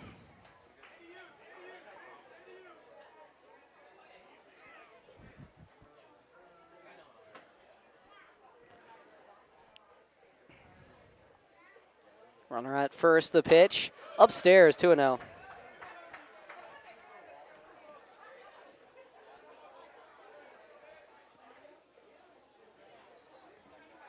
So 2-0 with one down, a runner on first here for the Red Tails. Tristan Bartlett at the plate. He's walked his last 2 times up, doubled to lead the game off. Swung on, and this one's popped the other way. It'll stay in the infield, caught by Austinfort for out number 2. Which Austinfort, you asked? Michael Austinfort. So popped out to third base there, and now Ethan Quach will step in here. All the guys on the team call Michael Austinfort Whitey. I'm not sure what the reason for that nickname is, but that's what he goes by. Pitch, and that one's way upstairs and inside. 1-0. High and tight to Quach here. Quach, Bradshaw Christian high school kid. 1-0 on the way. That one's in the dirt, 2-0. Quach is 0 for 1 with 2 walks.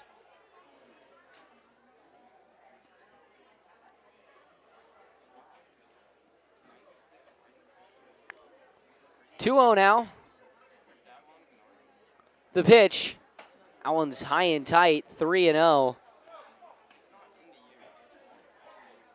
So Cox coming a little bit open here against Ethan Quach.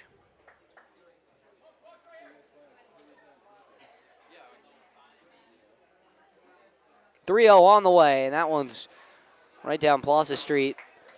3-1 now. Don't want to give out a free base here with 2 out. Just got to trust your defense behind you. Try and make them put something in play. 3-1 on the way, and that one's in the dirt, and Quach walks, and now it'll be runners on first and second. Quach has just been a walk machine so far for the Red Tails, as now Jacob Cassiano will stand in. Left-handed batter against the righty Cox.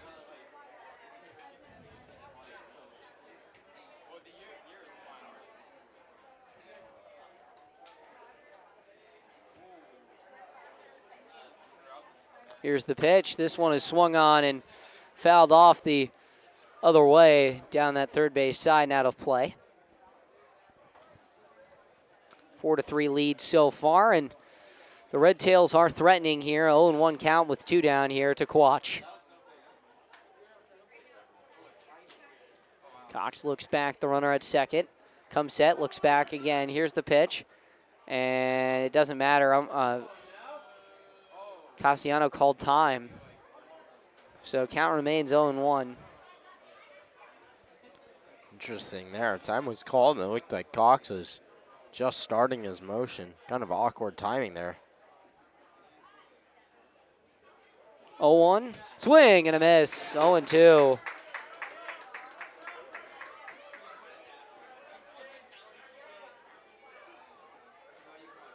Cox seems to be rolling so far through this at-bat. 0-2 now.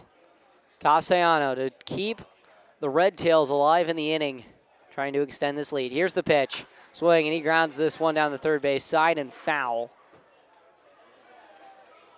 Hugo, we sit here. Red Tails lead by 1 in the 6th on a week where the Packers played the Humboldt Crabs. Who would have thought that this would have been their closest game of the week? I don't think anyone would have. Unbelievable here. Unbelievable push by the Crabs. They've done by the Red Tails, rather. They've done a great job. See if they can hold on to it. The 0-2. Out one's high. 1-2. Looking at scores around the league. Lincoln Potters lead the West Coast Kings 6-1, and the Rogues just taking everything from the Crabs. 8-0 the score there right now. 1-2 from Cox. Upstairs again, 2-2. Cassiano doing a great job battling here.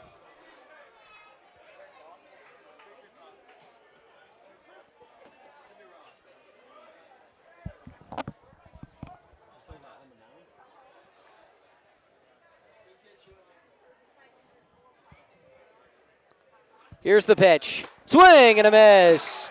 And Cox gets out of it. So a hat trick of strikeouts for Castellano, and we will be right back. Red Tails hold the 4-3 lead.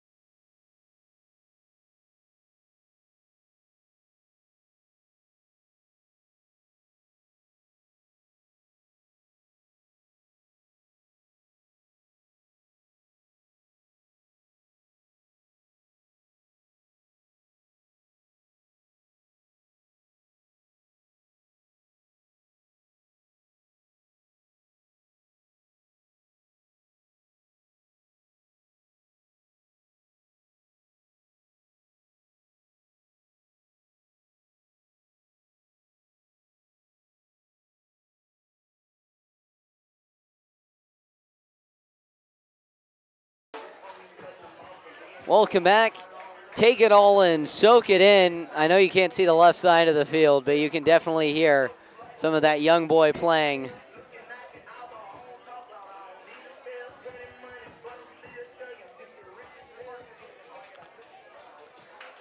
Tommy Brown at the plate here. Here's the pitch on the way. Big swing and a miss from Brown there. 0-1 now. Van Til into his 4th inning in relief.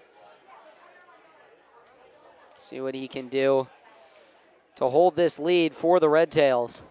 It's been really good so far, giving up 1 hit in every inning he's pitched and only 1 run.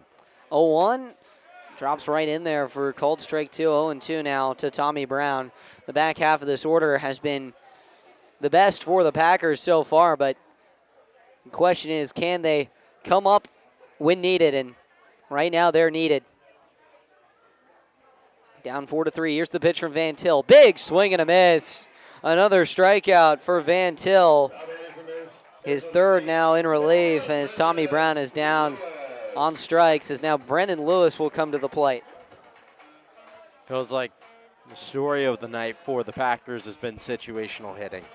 They've stranded 2 base runners in almost every single inning. They've stranded 6 and 5 in the 3rd innings now, and it's just it just hasn't been there. You can't capitalize on the leadoff home run in the 5th. And they just can't drive runs, and they have 7 hits, but only 3 runs. 1-0 now coming to Brendan Lewis. That one's outside. 2-0 now. Luckily, it's game still in a spot where one swing in the bat can turn the tides of this entire ball game. 2-0 now. On the way. That one's in the dirt. It's all the way back to the backstop. 3-0.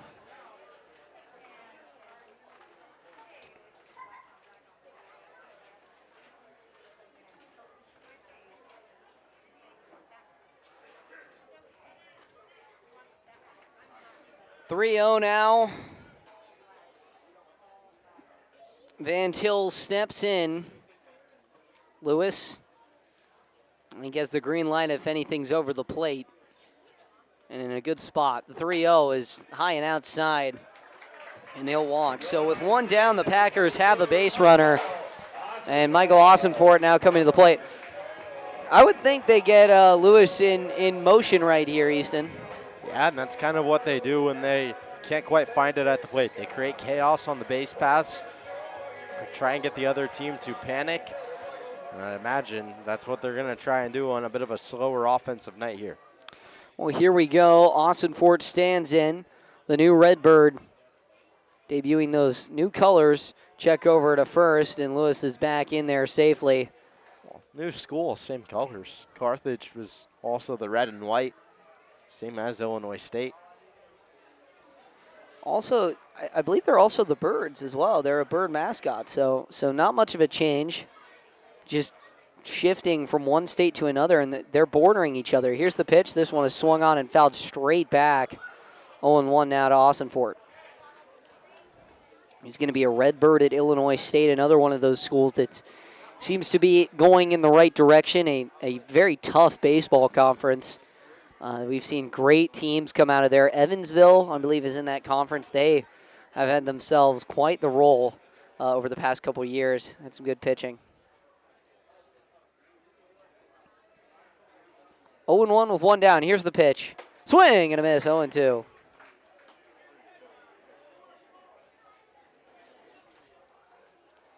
It's the Firebirds at Carthage to the Redbirds of Illinois State. Not much of a change. 0-2 here to Austin Fort. Van Til rolling so far on the mound. The pitch. Swing, and this one's grounded. 2-ball on to short. Montgomery to second for one. Throw to first. In there. Double play. 3 up, 3 down. The Packers are retired in succession. Jackson Van Til, my goodness, will head to the 7th. 4-3 ball game.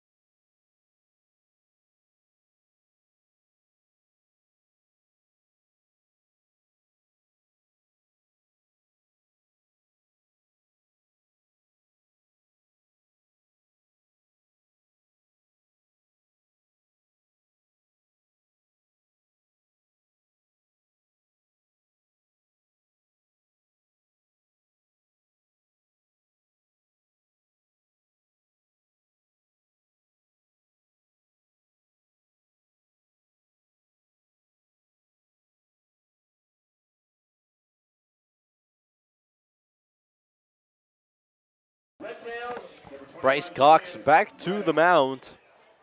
One defensive substitution. Jake McCoy comes into left field. He comes in for Zane Kelly. Will Van Wee moves from left field to right field, so he'll stay in the game. Outfield left to right now goes Jake McCoy, Cannon Golden, and Will Van Wee. Cox will be going through the middle of this lineup. Julian Brennick leading things off. The first baseman is 1 for 3 with a solo homer. Struck out and bounced out in his other 2 at-bats. First pitch to him, a breaking ball is down low, 1-0 count. Yeah, they need a very, very strong inning here from Cox. Get the bats back up, see if they can have any shot at tying this thing up and getting a good chance at ending this in the 9th inning. 1-0 just misses there on the inside corner. 2-0 count now for Cox. Going a little longer than he normally does. Bethia went 3.1 innings. This is becoming the third inning of work for Cox. 2-0 fouled straight back. 2-1.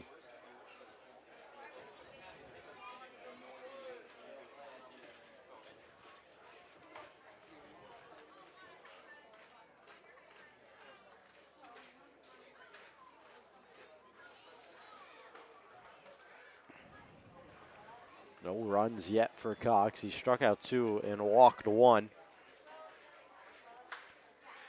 As the 2-1 is fouled away. Count level now 2-2 with no one out here.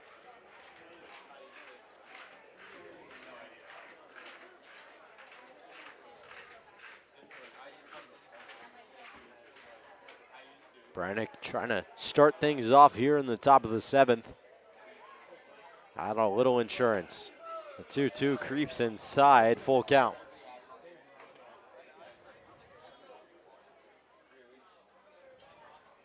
Time is starting to dwindle for the Packers as they trail by 1 here after a sweep over the Humboldt Crabs. Payoff pitch from Cox. That one lined to the left field, base hit. Leadoff single for Brennick. He shields his eyes from the sun as he rounds first. And he gets the party started here in the 7th. And I think that's going to be the day for Cox. They're going to make the call to the bullpen.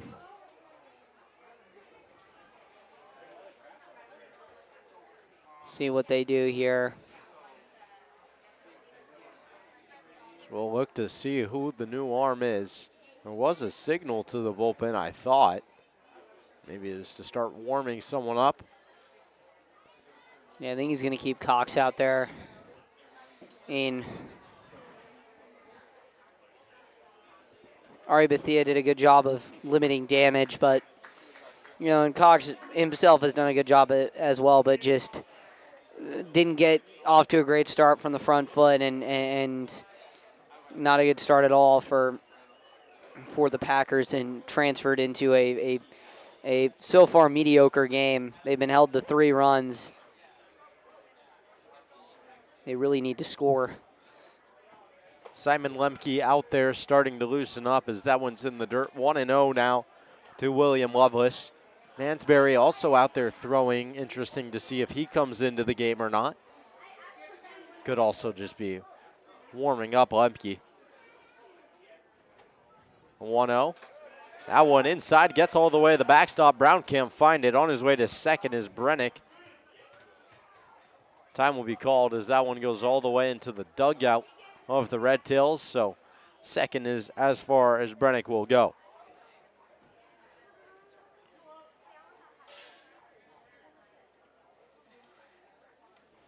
So that one ruled a wild pitch. Runner in scoring position now with nobody out. 2-0 count for Cox. Kicks and fires. Breaking ball at the top of the zone. 2-1.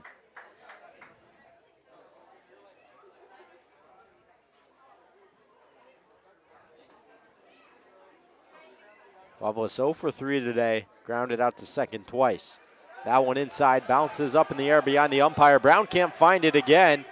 He'll pick it up now, but on his way to third goes Brennick for the second time this at-bat. He gets free 90. Yeah, this is gritty. And, I mean, for the Packers, you know, at the end of the day, if this does end up being a loss, it's not the worst for them because they don't take a loss in league standings. And right now the Crabs and Rogues are duking it out, but the Rogues are up 8-0. So it's all going to come down to tomorrow's game. 3-1, tapped foul at the plate. 3-2 count now, the infield in on the grass. The Rogues looking like they're going to claim a win at home against the Crabs, bottom of the 5th inning. Score of that game remains 8-0.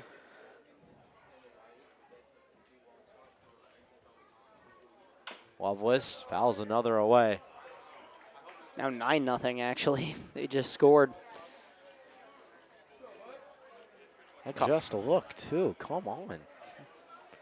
Don't have live stats on that. We have updates, score updates, but no live stats. That's tough.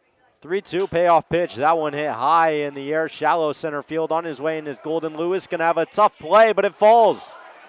Throw home on the money. Having to hold up at third is Brennick, but it'll be a bloop single for Willem Lovelace. And now runners on the corners with nobody out. And that's going to be the day for Cox. We'll look to see who comes in here out of that bullpen. And trotting in is Jack Paris. So Jack Paris will take over on the mound. Runners on the corners, no one out. We'll head to a quick break and be back with the action in just a moment.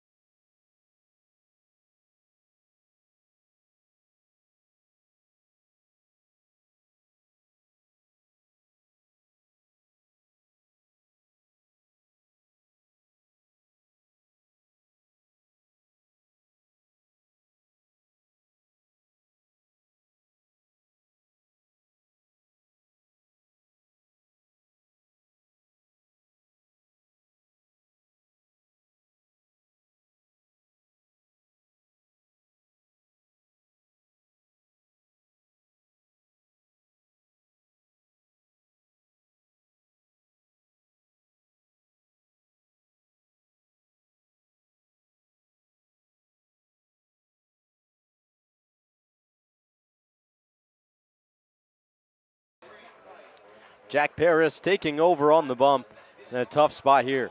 Infield in on the grass, except for Dane Morrow covering for the steal. Paris, right-handed arm, played at Texas last year. At the plate, Beckett Montgomery. First pitch, heater in there for a strike. Off of first is Loveless. Brennick over at third. 0-1 now to Beckett Montgomery. Paris gets the sign, kicks and deals. That one just high, 1-1.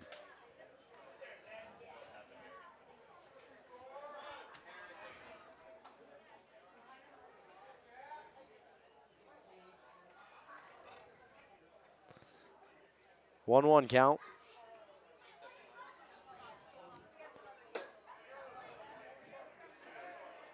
That one down and away. Out 2-1.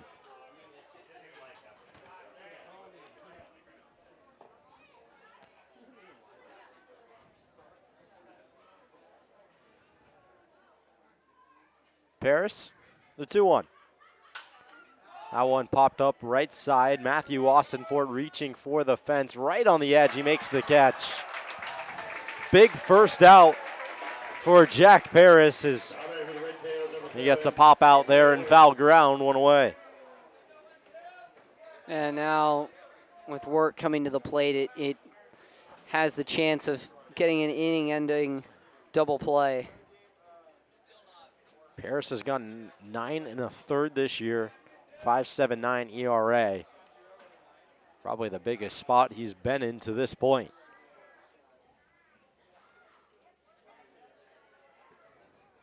First pitch from Paris, that one chopped on the third base side, picked up in foul ground by Austin Fort. He'll fire it over to Paris now. Count 0-1. At the plate, Isaiah Work. 1 for 2 on the day. Walked back in the second, singled in the fifth.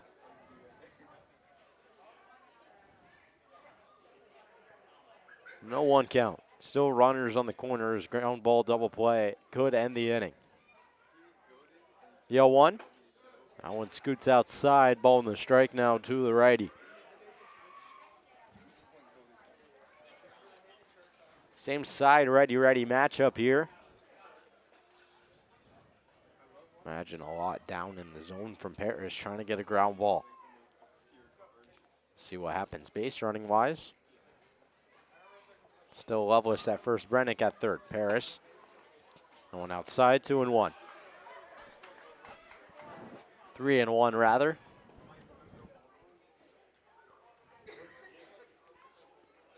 Sun setting behind the houses here at Rec Park. The sun slowly setting.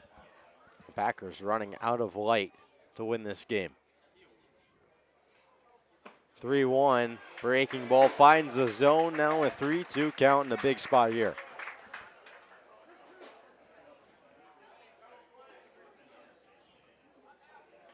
Count full for Paris. Isaiah Work trying to make something happen. Paris set. Deep breath, the payoff pitch. Swing and a miss. Got him chasing outside. A big strikeout for Jack Paris as he fights his way back into the count, and there's 2 away. Crowd's thinned out here, but the game is as interesting as ever.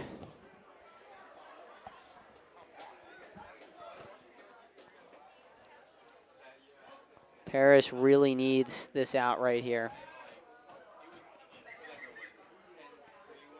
Now Gaetano Poliziano at the plate. That one down in the zone, 1-0. Yeah, we'll see what Poliziano can do.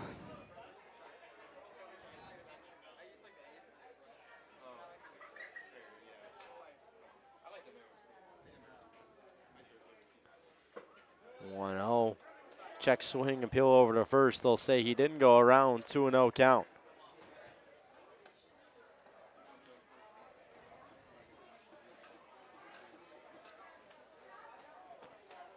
Both runners still on the corners, no movement from either of them. Paris fires the 2-0. That one outside corner, called strike. Right at the bottom of the zone. Good pitch there on the fastball.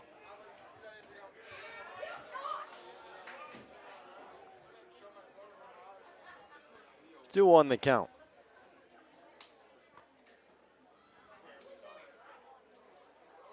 Paris. That one down the middle. Again at the bottom of the zone. And a called strike, 1-2.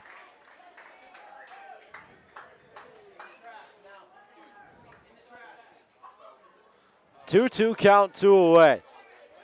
Trying to strand the runners on first and third and get the Pack a little bit of momentum. Paris fires outside on the slider.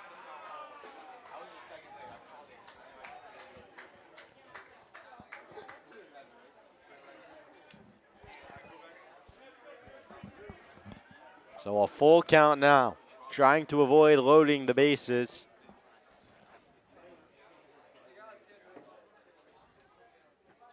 The payoff pitch. That one in the dirt. It'll be a walk. And that'll bring up Kai Reynolds with a full house.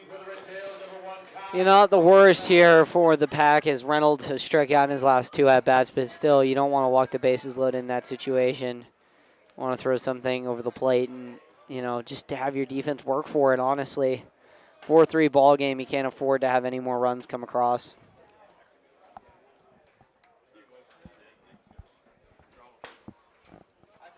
Bears, first pitch, down low to Reynolds, 1-0. He's fallen behind in a couple counts, but has done a good job bouncing back against these hitters. Has to find the zone here, though, if that wasn't obvious enough.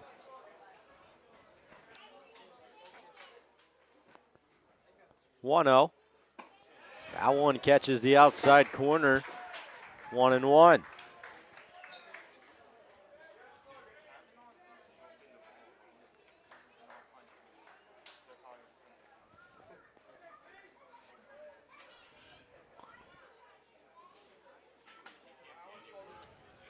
The 1-1.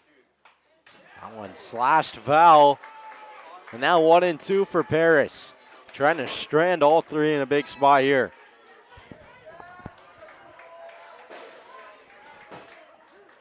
Packers have the top of the lineup due up in the bottom of the 7th inning. If Paris could keep it right where it is, might be the boost the Pack need.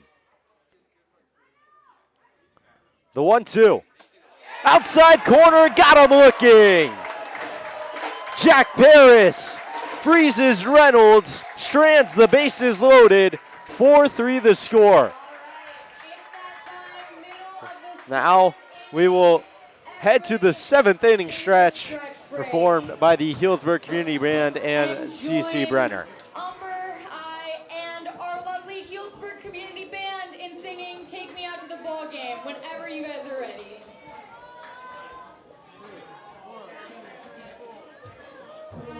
Me out to the ball game, bring me out to the crowd. Buy me some peanuts and cracker jack. I don't care if I ever get back. Let me root for the Packers. If they don't win, it's a shame. For it's 1, 2, 3 strikes, you're out at the old ball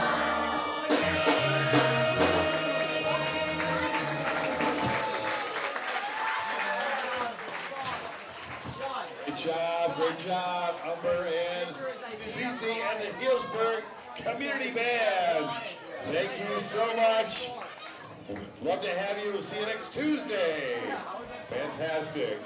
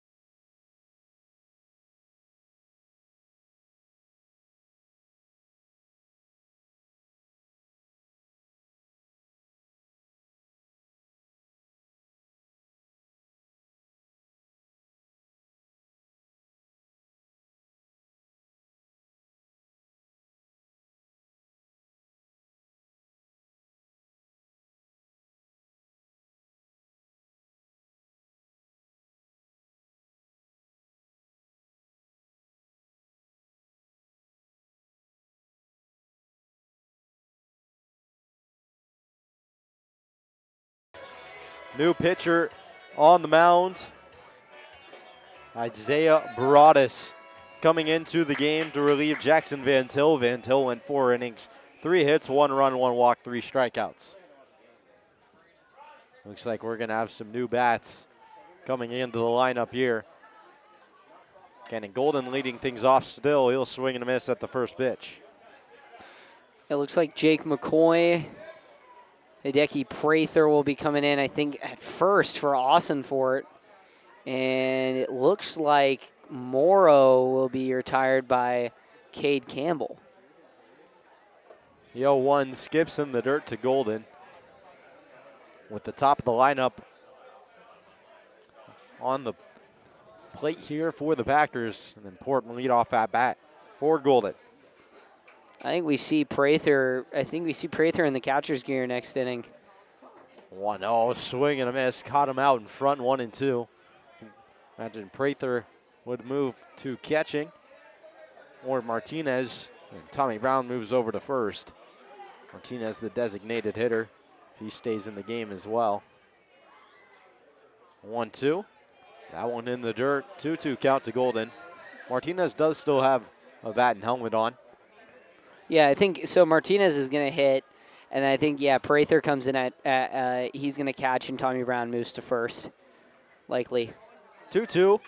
Tapped foul. Golden will stay alive.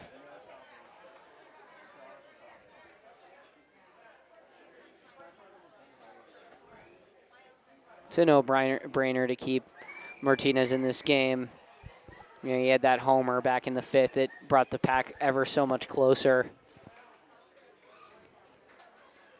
2 balls, 2 strikes, no one out. Brodus fires home. That one way outside. Full count now to Cannon Golden.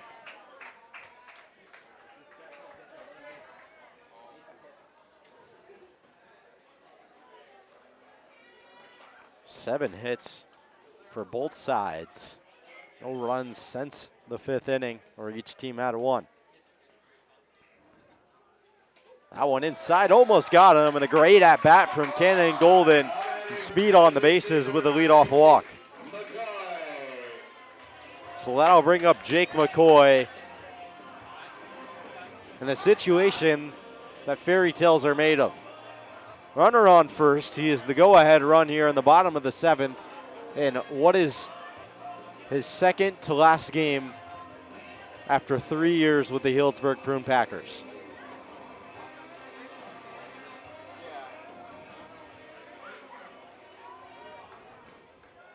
He'll play tomorrow against the Mudcats. And then he is done with the draft starting tomorrow. First pitch to McCoy, big swing and a miss below the breaking ball there. You got a piece of it.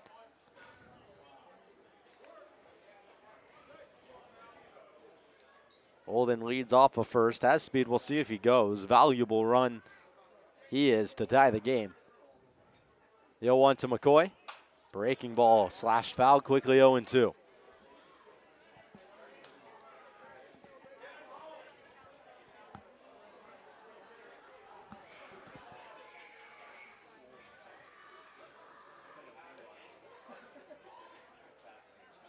Count 0-2. Broadus fires. That one fouled away. McCoy will spoil it and stay alive.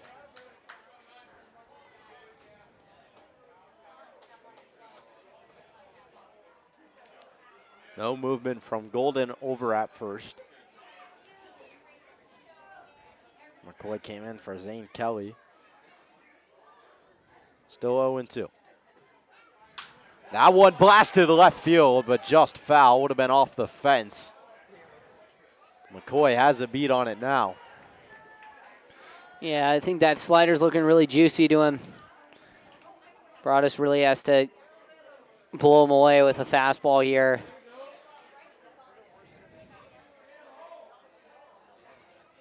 Still 0-2. Back-to-back foul balls for McCoy. 4 straight strikes from Broadus. Golden in motion. That one inside. Throw to second off the line. Golden in there easily with the slide. So runner moves into scoring position. Count moves to 1-2. And 180 feet away lies the game-tying run. Golden has speed. Base hit would likely score him. Coach Gomes looks just about as ready to give the windmill over at third as any of the players do in the field. Broadus will step off. McCoy steps back in, 1-2. Still nobody out here. Long at bat from McCoy. Broadus checks to second. Rocks and deals. Breaking ball fouled off again. He just keeps on fighting.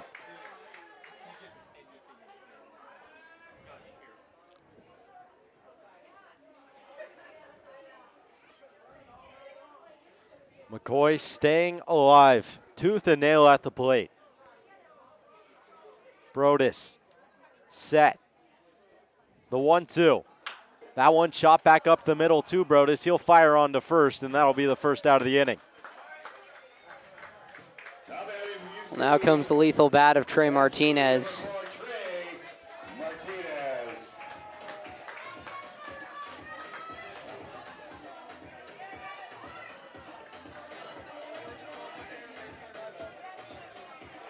Martinez 1 for 3. Had a solo home run in the bottom of the 5th to lead off that inning. Brought the Packers within 1. 1 away here. Golden still off of second. Big breaking ball there. Way upstairs. 1-0.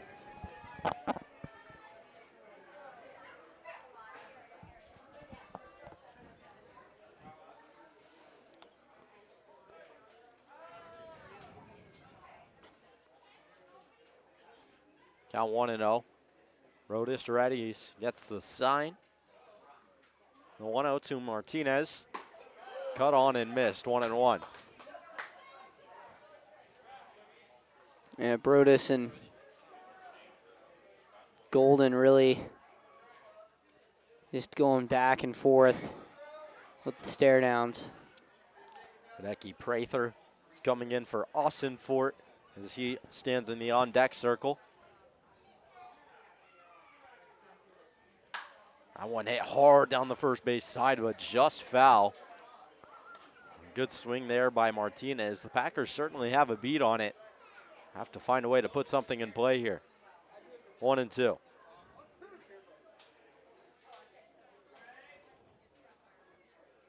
Prather on deck. Cade Campbell in the hole for Dane Morrow.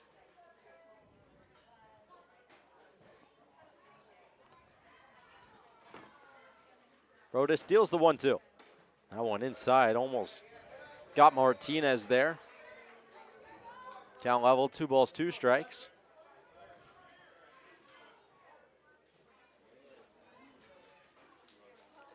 Time running out for the Packers. 1 away in the bottom of the 7th. They still trail by 1.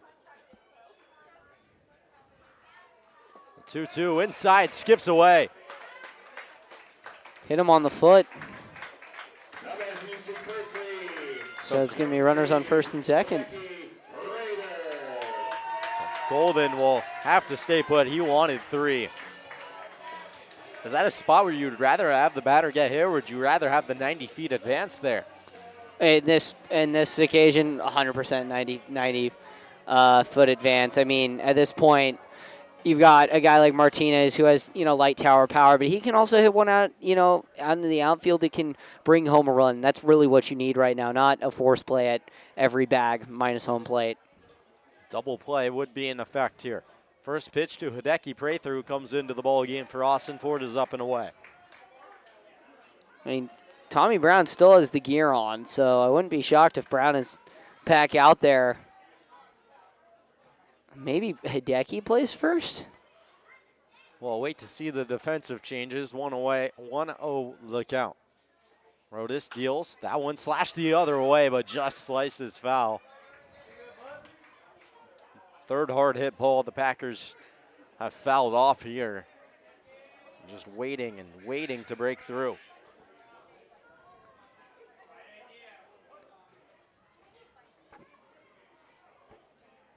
Power to change the game with 1 swing of the bat.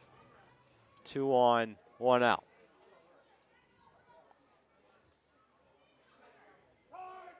Time called by Prather. We'll do the 1-1 again. Maybe trying to disrupt the rhythm of Brodus. Maybe trying to settle into his zone. The 1-1. That one inside, it gets to the backstop. Golden will advance 90, so will Martinez. No more double play ball, 2 in scoring position for the Golden Bear. Now with the 2-1 count here, the question is, do we see Prather lay one down here and try and do a little suicide squeeze at the plate? Golden has speed, 1 out. Infield in on the grass. Anything could score him. Here we go. Brodus kicks and deals the 2-1. That one up and away, 3-1 to Prather. Maybe just gonna not throw to him. Try and get to Cade Campbell, who is on deck.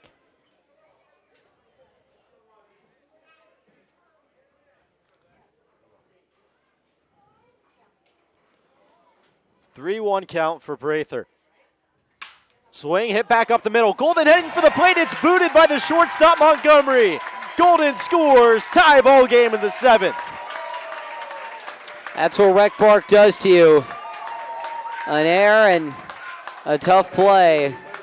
If I'm Golden, I'm taking off at contact, but right there, great job, great base running, and we're tied. Go ahead run 90 feet away. Trey Martinez represents it. Prather with speed over at first. And Captain clutch at the plate, Cade Campbell. Packers always, as always, still lead the PEL in sack flies. First pitch, up and away. Brodus struggling with some control here. They're going to call an error there.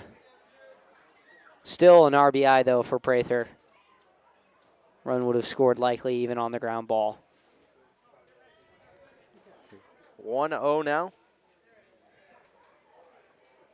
Brodus fires home. That one catches the inside corner. Good pitch there, 1-1. Yeah, it's only the bottom of the 7th here, so the Pack have a shot at really doing some damage and ending this game a little early. 4-4 the score. Pick over to first. Nothing doing there. Prather's back in easily. Wouldn't be shocked here to have Prather take off and then maybe bring Martinez on home, but we'll see. Another pick over to first. He caused haywire on the base pass here. If the next time he picks over, Prather just takes off. Then you bring Martinez in. The throw to the plate could be booted. It could be the throw down to second booted. 1-1, flied down the first base side foul. Could also see if maybe Prather tries to get himself stuck in a rundown. That's what I mean. Maybe just run halfway and try and put a little pressure on and then sneak home Martinez there and miss the chaos. The 1-2, Brodus deals, breaking ball way outside, 2-2.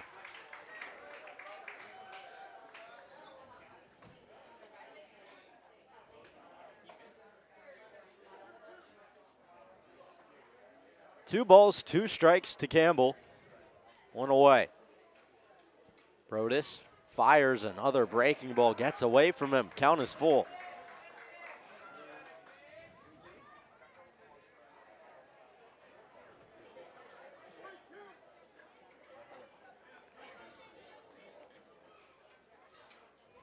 Full count, runners on the corners. 1 out, Will Van Wee, the man on deck.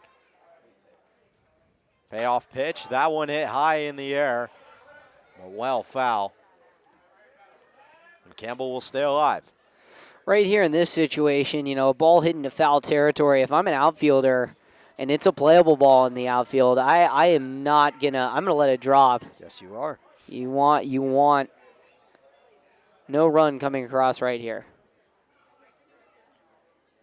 3-2 again. That one skied into right field. Is it deep enough? It's over to the second baseman, picked up by Brennick at first. Not gonna work for the set fly. And Will Van Wee will come up with 2 outs, trying to drive in that go-ahead run.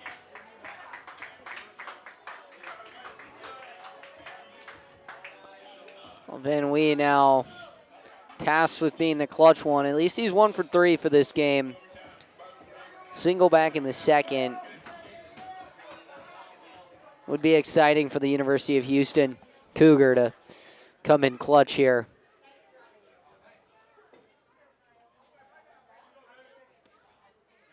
First pitch to Van Wee. Up and away. Count 1-0.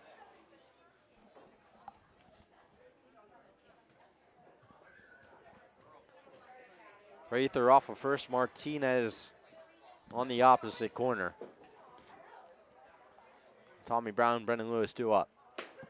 That one outside, 2-0.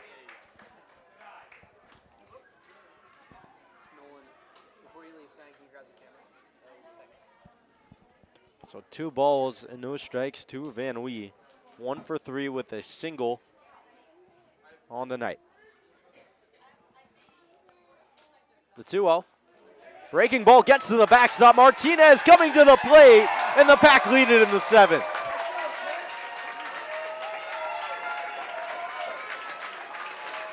And that is why you stay, folks. That is why you stay. Prather advances to second as well. Martinez scores on the wild pitch. 5-4, Pack on top. The 3-0 in there for a strike. Now 3-1 to Van Wee. Trying to keep things going with 2 out here.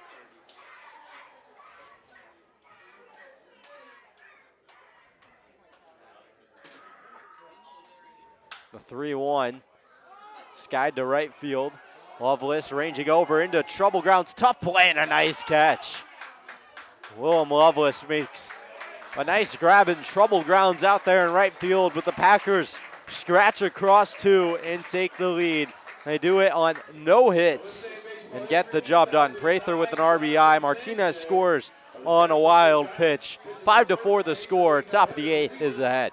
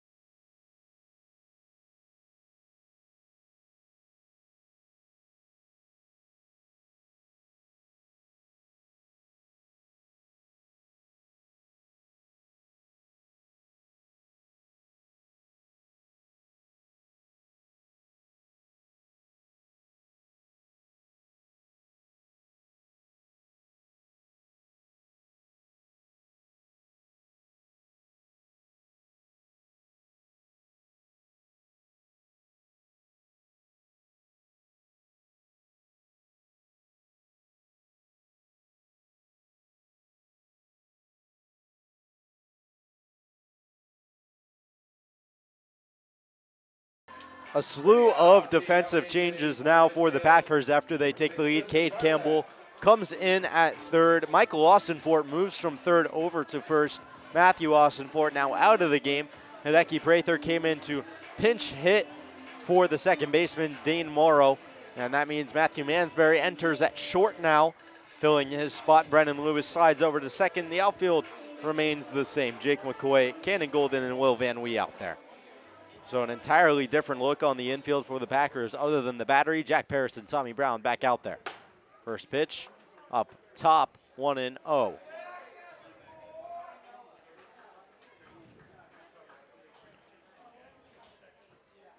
Top of the lineup leading things off. It's Tristan Bartlett at the plate. Double and 2 walks. And a 1-for-2 night for him where he has been very good in that leadoff spot.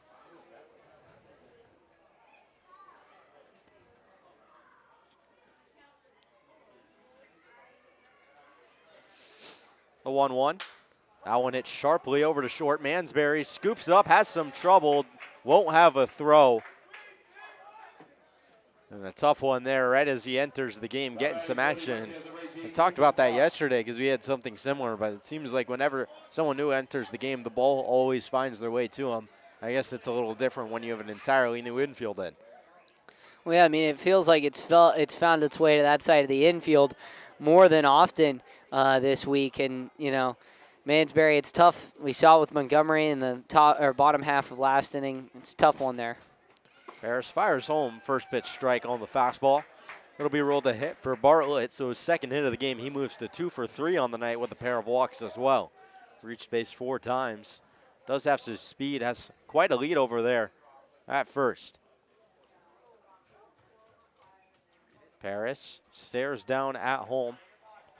Time called by the batter. Paris sporting a little smirk out there on his face as he was a statue out there, maybe trying to get the runner to jump a little bit. As Bartlett leads away once again. Fires home, that one low and away. Ethan Quach.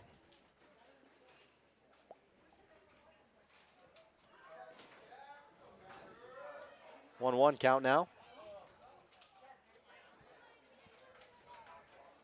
Paris fires, that one chopped over to second. Tough play, Lewis snags it, throw on to second in time, throw to first, called save. Close play at first, but what an effort from Brendan Lewis and Matthew Mansbury on that one. It'll be ruled a fielder's choice. Close play at second, even closer at first. Be the first out of the inning. Yeah, great job there by Mansbury to turn it, but fortunately no luck there for the Pack. One out now for Jacob Cassiano. 0 for 4 on the day, and he pops this straight up in the air to left field. McCoy camped underneath it, adjusts a little to his left, and records the second out.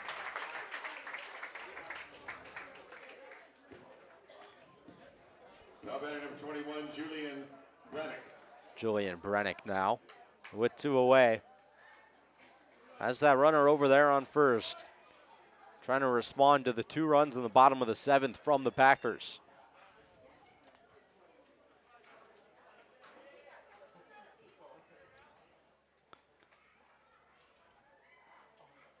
First pitch from Paris. That one in there for a strike.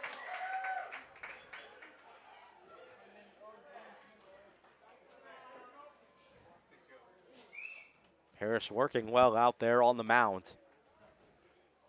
Came in and stranded the bases loaded last inning. No balls, 1 strike to Brennick. That one a check swing. Lays off in the dirt, 1-1.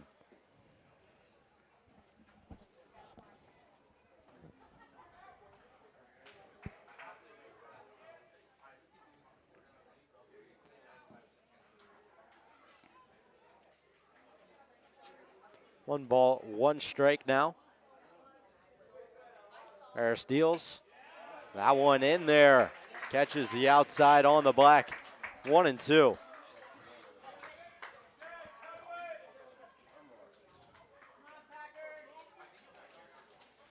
Watch the runner over on first. Brennick trying to make something happen with 2 away and 2 strikes on him. Paris. Runner takes a big lead. Rocks and fires. Breaking ball gets a half offer, but he didn't go. 2-2.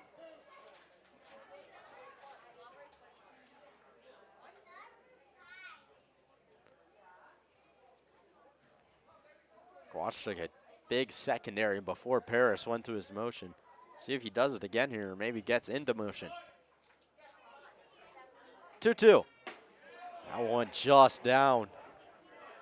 Brennick will leave it there, and now a full count with 2 away. Middle infield moves to its normal depth with the full count. Now Paris. The payoff pitch with 2 away. Runner goes inside, got him on the hands. So Brennick wears 1. That'll move runners to first and second with 2 out.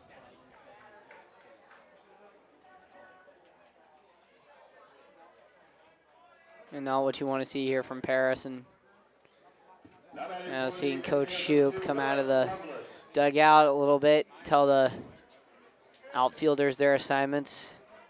Not sure who is due to come in the ninth and potentially close this thing out. Paris right now, funny enough, in line for the win. First time this year that the Pack have really had a guy in a non-league game get a win so late. First pitch now, that one hit sharply over to Lewis, who will pick it up, flips it on to first, and Jack Parrish strands two yet again. 5 stranded by Paris in 2 innings pitched. An unbelievable performance for him. Packers looking for insurance as the bottom half of the 8th is upon us.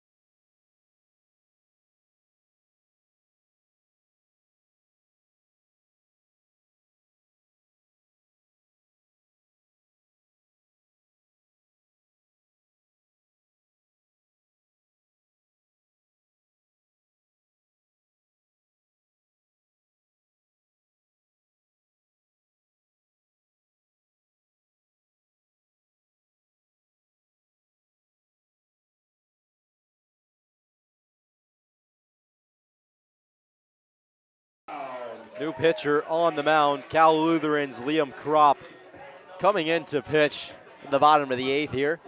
It'll be Tommy Brown to lead things off. Brown, Lewis, and Austin for 3-2 up. First pitch from Kropp to Brown, swing and a miss, blew it right past him, 0-1. First game in a while that's gone this late. We haven't had a 3-hour game. I think the past week, honestly, it's been pretty quick games so far. 5-4 the score. The 0-1 to Brown, breaking ball. Just misses inside. New catcher behind the plate as well. Tough to see a number. 1-1. That one shot back up the middle, ranging over as Reynolds scoops it up, throw to first in time for the first out of the bottom of the 8th. Now batting for the Prune Packers from Arizona State, first base Brendan Lewis. Yeah, right now, if you're the Red Tails, you need to just have a very, very good set of at-bats here and just try and do their best. So this is Brendan Lewis with one away here. I believe it's Zane Silas Holmes behind the plate. It is Zane Silas Holmes. Going to Waldorf University next year. Actually, nope, just transferred from Waldorf University. A 1-0 outside to Brendan Lewis.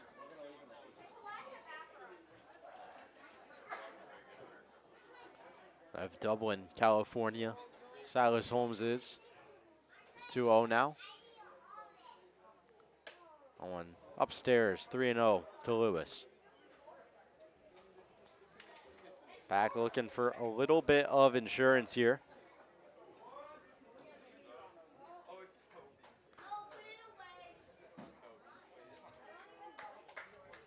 3-0. That one misses. 4-pitch walk for Brennan Lewis. Now speed on the bases for the Packers. Michael Austin for it will kick in. Cannon Golden on deck with one away. Top of the lineup is looming. On top of the lineup, got it done with no hits. Able to scrap across two. A gutsy 7th inning. First pitch in there for a strike to Austin Fort. Austin Fort 1 for 2, was hit by a pitch as well. That was a single back in the second, grounded into a double play in the 6th inning that went 6-4-3. The 0-1. That one hit 6, bobbled, flipped to second, throw on to first, all the way to the fence. Austin Fort will dive back into first. It'll be a fielder's choice there. Almost a double play, but Montgomery kicked it a little bit, and that'll bring up Cannon Golden with Austin Fort on first.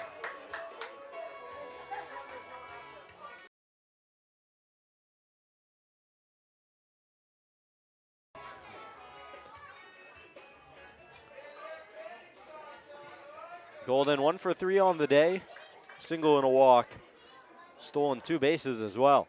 And when he gets on, he's definitely a threat on the pads. Breaking ball, loops in there for a cold strike.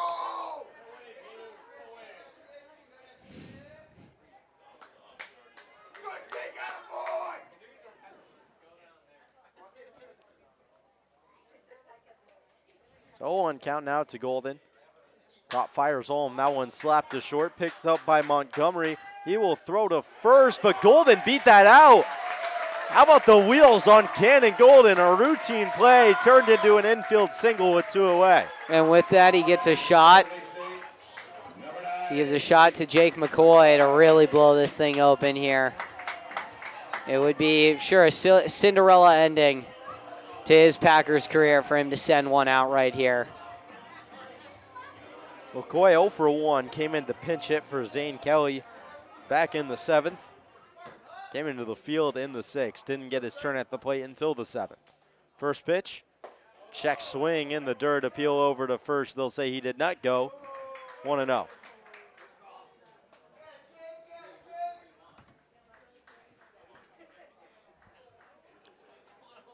The 1-0 now for McCoy. 2 outs here. Has 2 on as well. Fires home. That one hit really high in the air to the first base side. Brennick underneath it, and he will make the catch for the 3rd out of the inning. So no runs for the Packers. They get 1 hit, strand 2, and out of the bullpen comes Brandon Mann to try and close things out in the 9th.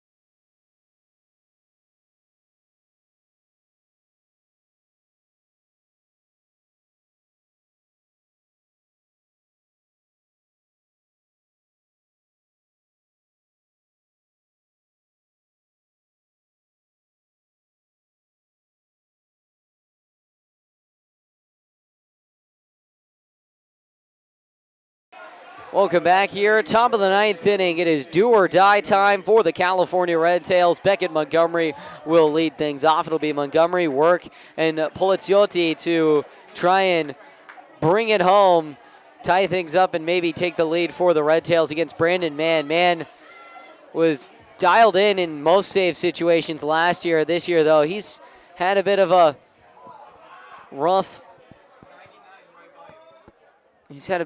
run here. Here's the first pitch. Breaking ball falls right in there for called strike one to Montgomery. One of the last innings for Brandon Mann right here as a Packer, as he is out of eligibility and will have to head somewhere else after the draft. The 0-1. Breaking ball again. This one is swung on and skied in the infield. Over on it is Lewis at second. He makes the catch. One down. So the Packers are 2 outs away from moving to 25-4 through 29 games. They'll host game number 30 right here tomorrow against the Solano Mudcats at 6 p.m. Hope all of you can make it out for that one. Here's the pitch from Mann. Breaking ball again. That one's upstairs to Work. Work struck out his last time up, but he singled and brought home a run in the 5th. They really need him right now. Mann. 1-0 on the way here. Breaking ball in there for a called strike at the knees.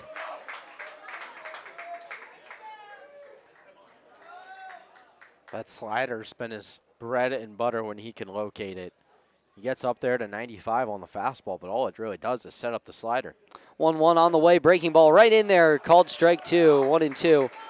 Mann, 193 ERA as of right now for the season. 9 appearances, 9 1/3 innings pitched, 20 strikeouts, 6 walks, 2 earned runs. He has 1 blown save. The 1-2. Swing and a miss. 1 out away. Brandon Mann cruising on the mound.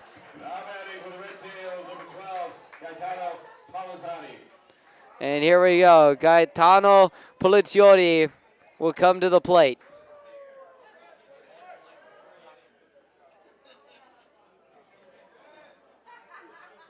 Poliziotti, he singled and walked, so he's 1 for 1 today. First pitch from Mann.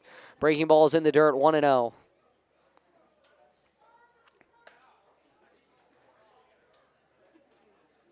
With an out here, Mann would lock up his first save of the season. Jack Paris would get the win, and the loss likely would be a no decision.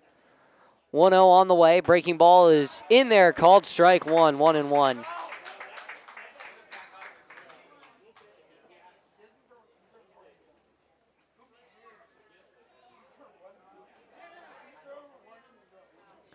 One on the way.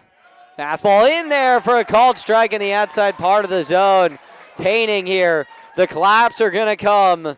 Brandon Mann, the Packers, looking for 4 in a row as they cruise into a 3-game series with Solano. The 1-2. Mann sets. Deep breath. Kicks and fires. Swing, and this one's popped up in the infield. Should be the game. Coming in on it is Austin Ford. He's called off by Brown, who makes the catch, and the ball game is over.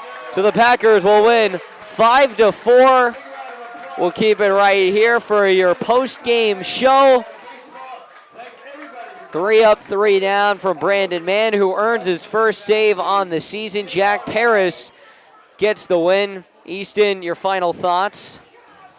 Yeah, a really, really resilient performance from this Packers squad. They got tested a lot more than I think they thought they were going to get tested tonight. And they rose to the occasion there, especially in the 7th. It wasn't pretty at all. I mean, it was a wild pitch that scored the winning run, but they found a way to win, and that's what good teams do.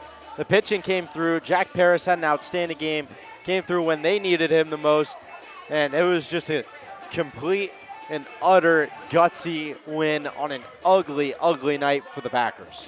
Yeah, Packers will be back tomorrow against the Solano Mudcats at 6 p.m. They stranded a lot of runners tonight, 9 to be exact, but the Red Tails stranded a lot more. Final totals on the game, the visiting Red Tails, 4 runs, 8 hits, 2 errors, 13 runners left on base. Packers, 5 runs, 8 hits, no errors, 9 left on base. The win goes to Jack Paris. The loss is a no decision, and Brandon Mann gets the save. Final time on the game is 3 hours and 8 minutes. For one final time, we'd like you to join us tomorrow at 6 p.m. as the Packers take on the Solano Mudcats. Going to be a great one. Jersey auction in stadium tomorrow, so come on down to Rec Park and enjoy some great baseball. But for one final time, for Julian Corey, Nolan Brenner, Easton Stockford, and myself, Hugo Traverso, thank you all for joining us. 5-4, the Packers win it. They move to 25-4 on the year. Thank you all for joining us. Adios.